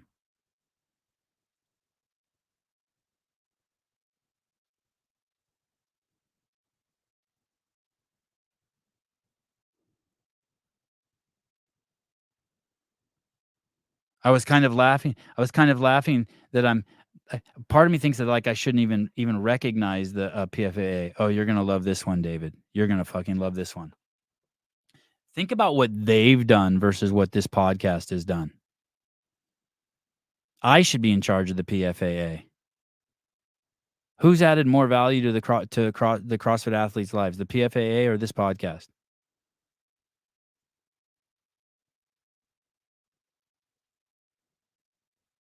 It's like we're not even in the fucking same like universe. It's like thank you, David. That's crazy for you to say it. Would you rather have that's a great picture. Donald Trump with Mr. Epstein. Nice photo.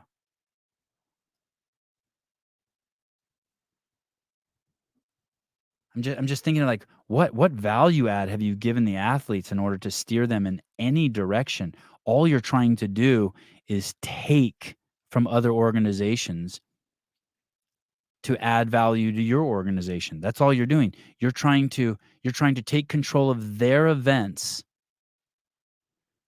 to get sway with the athletes.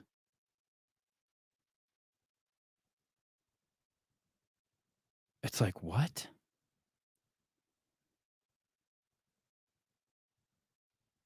You're trying to take from events. You're trying to take from events to give to like, hey, events, give us power over your event, and then they tell the athletes, hey, look, we have power over these events. You should join us. It's like telling a woman to date you so you can protect her from getting raped. Like, just imagine walking up to a woman on the street, be like, hey, you should date me. It's safe because then I'll protect you from getting raped. Like that's like what, like that's your courtship. Yeah, I thought Christoph's post was pretty good too. I saw Christoph's post. I thought it was pretty good. I hope him and Gabby are okay.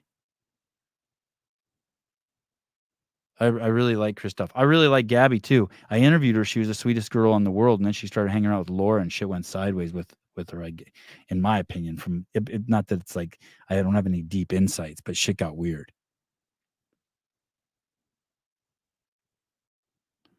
Matt Souza, David Weed left a nice comment about me. I don't know why, but it feels like a big win.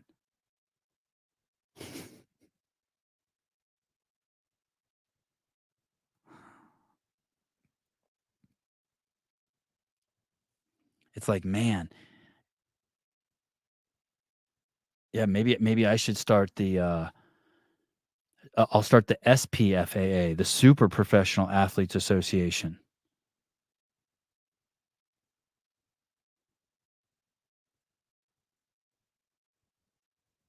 I'll give you guys a list of books to read, best training practices. I'll curate them from the greatest athletes in the world.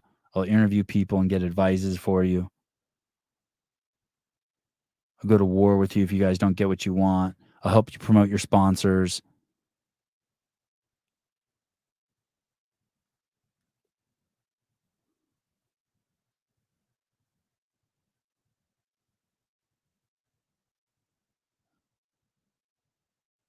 It's fucking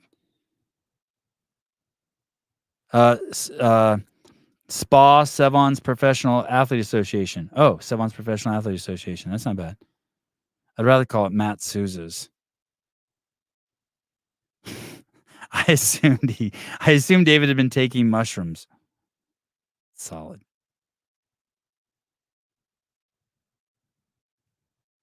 I haven't spoken to Dave today. I've only spoken to you guys.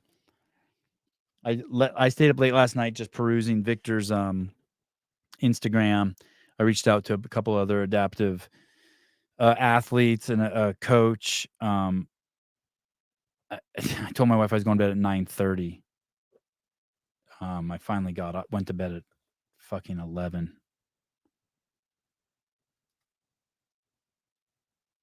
And then I woke up. No one else was awake in my house. I came in here and started talking to you guys.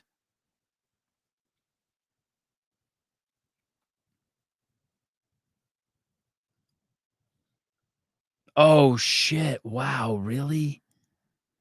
Hey, I don't know if you guys have seen, man, where is that? Did you guys see what this is just fluoride IQ. Did you guys see the this is great. God, this is so good. I can't believe how humble I am. How often I'm right. I mean, sorry, that came out wrong. U.S. government report says fluoride at twice the recommended limit is linked to lower IQ in kids. Oh, thanks.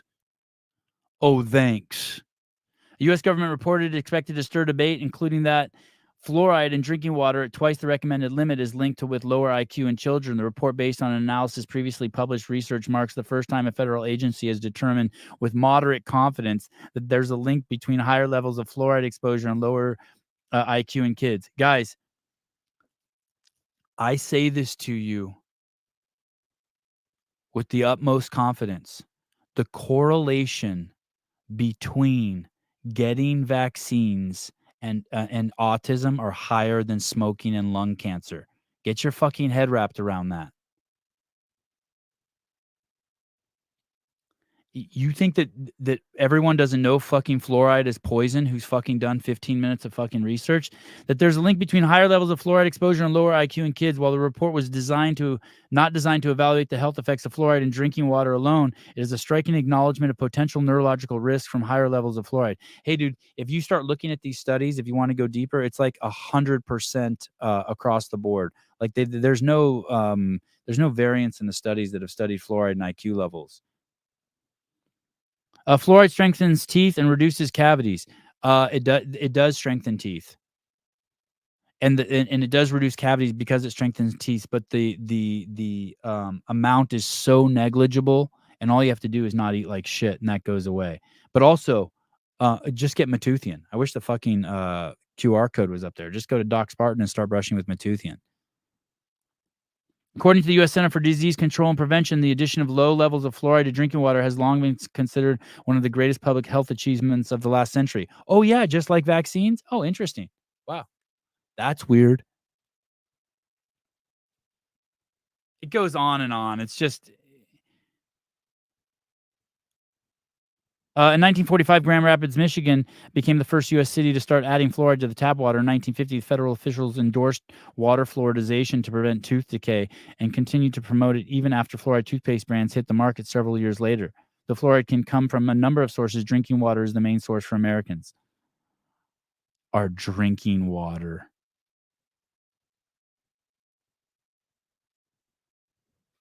And I did that previous story that showed the science director for the Obama administration had proposed sterilizing. Look it up yourself, guys. I pulled the article up before. The director of technology for the Obama administration. Sure, go ahead, boy. Had proposed putting things in the water to sterilize the American public. That was a proposal. I remember I said that to my mom, and then I got a text from her. Can you send me that article? I was like, no problem. I mean, it's written all over. There's tons and tons of articles on it. Oh, but vote Democrat. Can you imagine having that idea and saying it out loud that you want to put something in the water to sterilize the American public? And then you become part of the Obama administration. Fucking crazy. The science czar. Hey, dude. Hi, Nick. What's up? Good. Is your headphone too loud? No, I'm fine. This mic just knocked over my leg and I fixed it. Oh. I thought I had to start over, but I didn't. Did you cry? Oh, yeah. You did? Which leg? Which Lego? Tell me how it went down. Tell me the story. Tell me all the details. The one that I was building. Oh, where were you when it got the Yoda? Yeah, the Yoda. I fixed it. Where were you when it got knocked over? I was doing dominoes with Joey. So you were playing dominoes in the jiu-jitsu room, and then what? Did you hear something? Yeah. Joey looked at me like I was crazy. Joey, so like you heard Joey looked at you like you were crazy? So you're in there playing dominoes, and tell me a story. You hear something, and you jump up and run into the living room? Mm-hmm. And what do you see? My Lego on the floor. And what's Medsmighty doing? She's standing right next to it. Is she putting her hand over her mouth? Does she feel bad? I know she loves you to pieces. And did you scream or just start crying? I took a couple breaths, sat down, and then when I'm like, oh no, I have to start over, and then I realized the bottom was backwards, so I just fixed it. But tears were coming down your face. Why do you think it's so you've spent time building this Lego, it's sitting there, it's half done, and then you come in the room and it's broken and it's emotional for you? Why do you think that is? But you worked so hard and it's something that you love. Yeah. And it don't like I would suck if that Lego is like broken or like you couldn't fix it. Or like one of the pieces were snapped in half like that. Yeah. Bye, headache. Hi. Bye. Oh, you're leaving? Yeah, he's going to Marquette for his thumb. Oh, okay. I love you. Bye, baby. Bye, Avi. You can leave that open. Just shut the screen. Thanks, dude. Are you ready for your tournament on Saturday? Yeah, I'm a little nervous. And then I have a tennis tournament after that. On Sunday? Right. How do you think you're going to do in the jiu-jitsu tournament? You're doing gi and no gi? Yeah. Since Joey's in there, I'm going to be a little more confident, so I think I could win. I mean, you always double gold. Oh yeah, double gold. I'm always so close. I always get gold. My last tournament I got silver and bronze, which was surprising to me. And then why? Because you think you should have got double gold? I mean, I never get bronze and bronze is just ass. And silver. I mean, I've been playing bronze when I was 3. I think you're going to get double gold too. Before you go in there, will you have a plan of attack? Like, will you be like, okay, this kid's getting armbarred, this dude's getting rear naked choke, or like, do you have a plan? When I see them getting when I see if the guy I'm going against the guy I'm going against, and I see him like submitting all the people, then I'm in like, oh, I know what he's gonna do, and then I'll just probably win. And Joey and I might just go to the finals, and yeah, I mostly win my matches in the jiu-jitsu room, so I might lose because I need a hard round before I do a really. I need someone to go. I need some. Here, it's hard to explain. Go ahead. I have time. Go ahead. I'm chill. I need someone like better to go with me before the tournament. Like I keep winning all my matches with Dre, Gwen. I took Gwen's back yesterday. Joey, I keep getting top mounts, side control. And I just need like something like Millie, Avi. Yeah, why not Avi? Why not train with Avi? London. Is Avi a good challenge for you, or do you smoke him too? Yeah, he's pretty hard. London's pretty hard too. Hey, London's like Avi. So so you and Joey are you guys in the same bracket in gi and no gi? Mm-hmm. We're in 60s. What if you and Joey are both in the finals? Will you go against each other, or will one of you just be like? Because I don't want one of you to get hurt going hard at a tournament against the other. What if you guys one of you just decided ahead of time, hey, you're the winner? Today since I don't have double gold, I just really want to get double gold. So if we go to the finals, no gi and gi, I'm gonna really try to win. But what if it's you and Joseph in the finals? Will you just say to him, hey, dude, let me win, or I'm gonna beat your ass? I guess I can say that. He's pretty good, dude. He's so close to getting arm bars, triangles, taking my back, choking me out, and I get on side control, top mount. I almost get an arm bar. He's gonna go crazy in the tournament, dude. He's hardcore. I triangled someone yesterday. You did? Who? Kayes, that new kid, but he goes hard, really hard. Wow, he thinks he's the best, but he isn't. I haven't seen that kid. He sprinkles all over his face. Like, And you're in your tennis tournament. You're playing with Joey. It's doubles tournament. Yeah, which is a little weird. I'm against him in the jiu-jitsu tournament, and I'm trying to like go with him in the tennis tournament. Yeah, I'm glad I did doubles because it's my first time doing a tennis tournament. I graduated. I can do a tennis tournament now. I passed the test. Yeah. What ball are you playing? Green ball or yellow ball? I think I'll be orange ball. I'm playing orange ball. I might play green ballers though. Do you ever think about how much value I add to your life? Sometimes. Let's talk about the things I do. I bought you a sandwich. You bought me a sandwich. Yeah, you bought me a sandwich. I rub your back when you go to bed at night. I don't feel that. What? I don't feel that at all. What are you talking about? My eyes are closed. I scratch your back like almost every night when you go to bed. You don't feel that? No, I see you. You're like a cat. Your body like stretches and shit, and like you undulate and shit. You don't feel that? What? No, I don't. How many times do I hug you every day and fucking scratch your back, on average? How much you told me is like. No, like just throughout the day. How much do I like? You don't like. Come on, hook a brother up.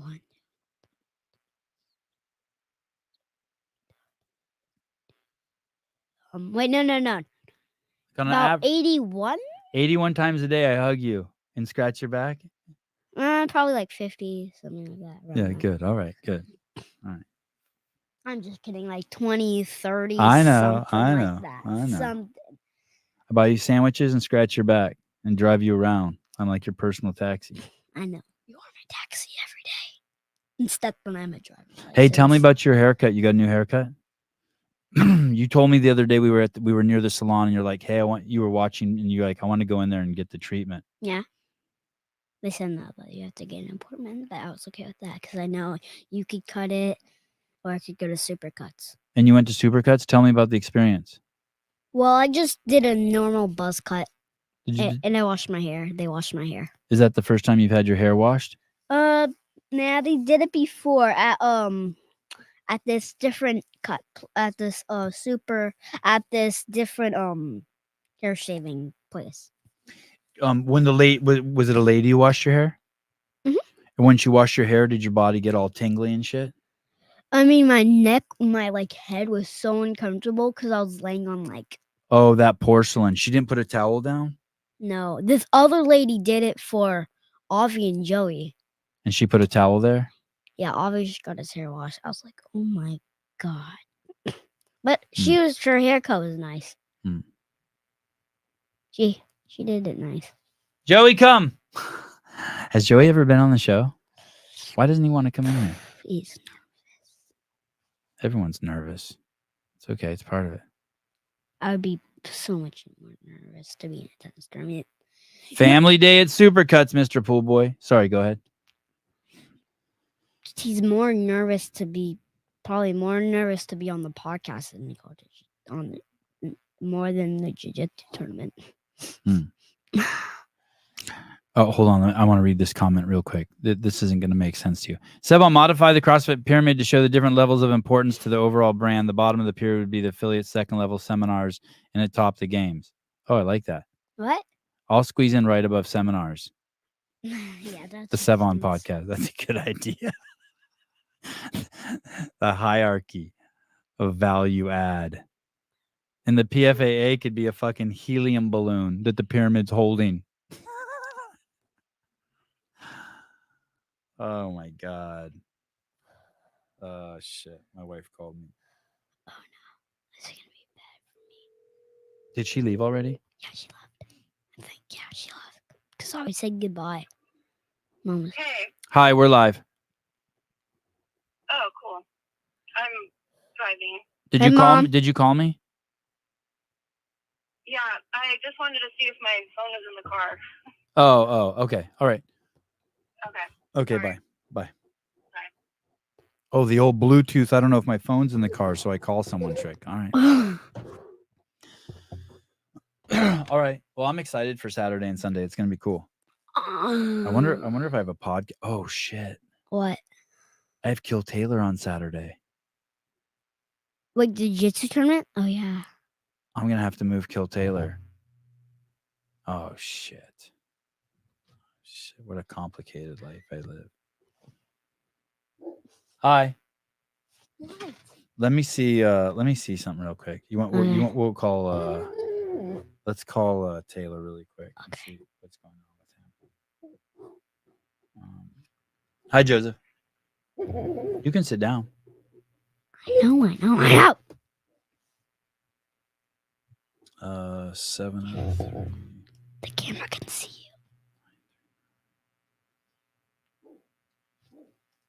Yeah, I know. It sees me. It sees you and it can hear you. Joey? Yeah. It can see all that shit. Hello? Wait, it can hear him?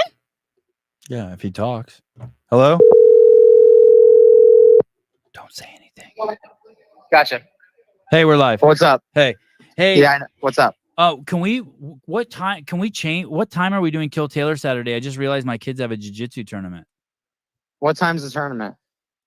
I don't know. It's probably like all day. Like, could we go at 6 a.m. Pacific Standard Time again? Oh, 9 a.m.? Yeah. We could do that? Yeah. Okay. Because I'm sure the tournament's sure the tournament's not till like 8. Yeah, that's perfect. Early's good. Late's not good. I don't like late. Do you already know the workout? No, I'm making it up today. All right. You and Bryson are going to do some programming? Yeah, after we fuck. Oh, my kid's listening. Okay, dude. You shouldn't have insinuated that then. Oh, bro. he took off the headset. Which kid? Ari.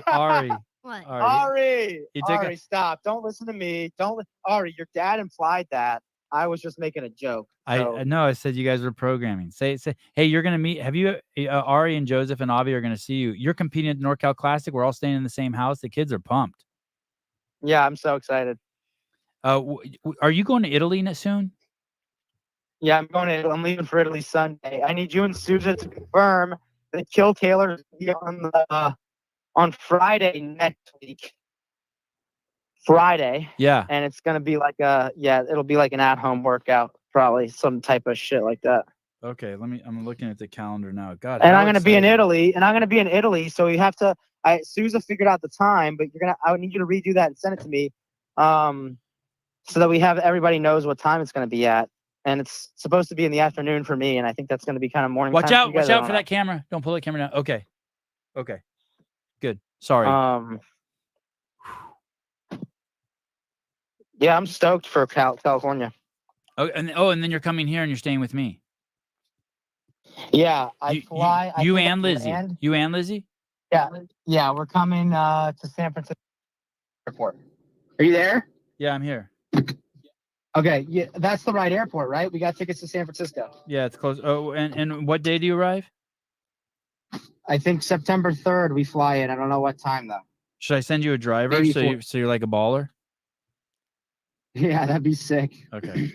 Remind me of that. Send me a text and I'll send you a driver. Send me all your flight information. I'll make sure that you guys get it. Do you need a car when you're here? I guess we could rent one if you get here. Yeah, you'll want one. No, you'll want one so you and Lizzie can cruise around. We can get one once you get here. Who's Lizzie? Wait, how are you getting home? I'm gonna fly straight home from Sacramento. Oh, that's bitching. NorCal. Okay, I love it. Yeah. Right. I don't. Yeah, maybe we'll need a car. Dude, I'm not. When I land, dude, I'm just gonna sleep and like do computer work for probably a day. I'm probably not gonna do. Ari, I'll watch you guys skate. I'll teach you guys how to skateboard like a real man. Oh. I already know how to do that. Well, Avi does. I don't really know.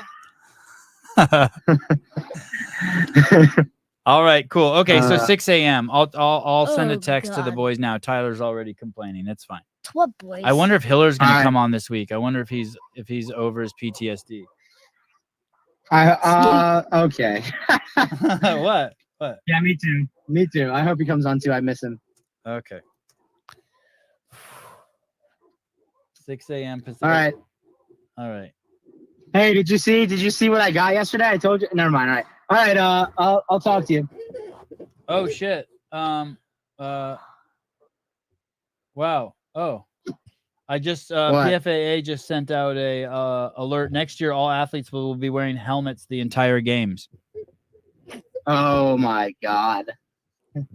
They did not. All Hey, right. do they have a list of athletes' best practices out yet?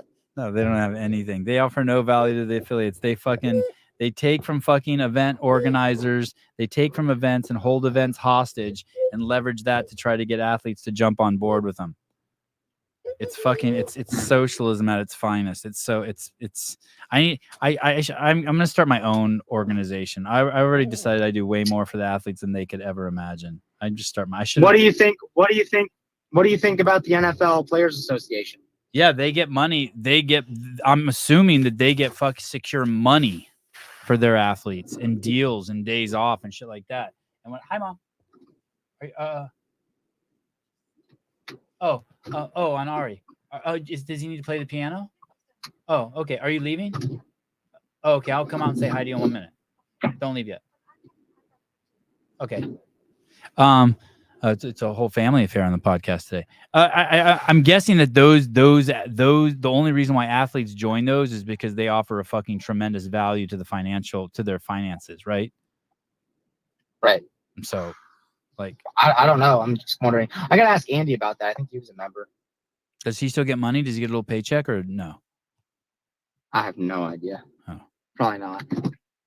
All right, I gotta go. Okay. Bye. Bye.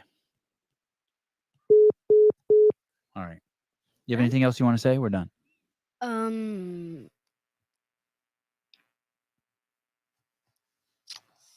to say bye? Yeah. What is today? Thursday? Bye-bye. Oh, Shut Up and Scribble's on today. Who's Shut Up and Scribble? That's JR's and I don't even know if it's on. Do they even do that show anymore? I don't know. How come I don't see it on the schedule? I don't even know. All right. Bye. Bye.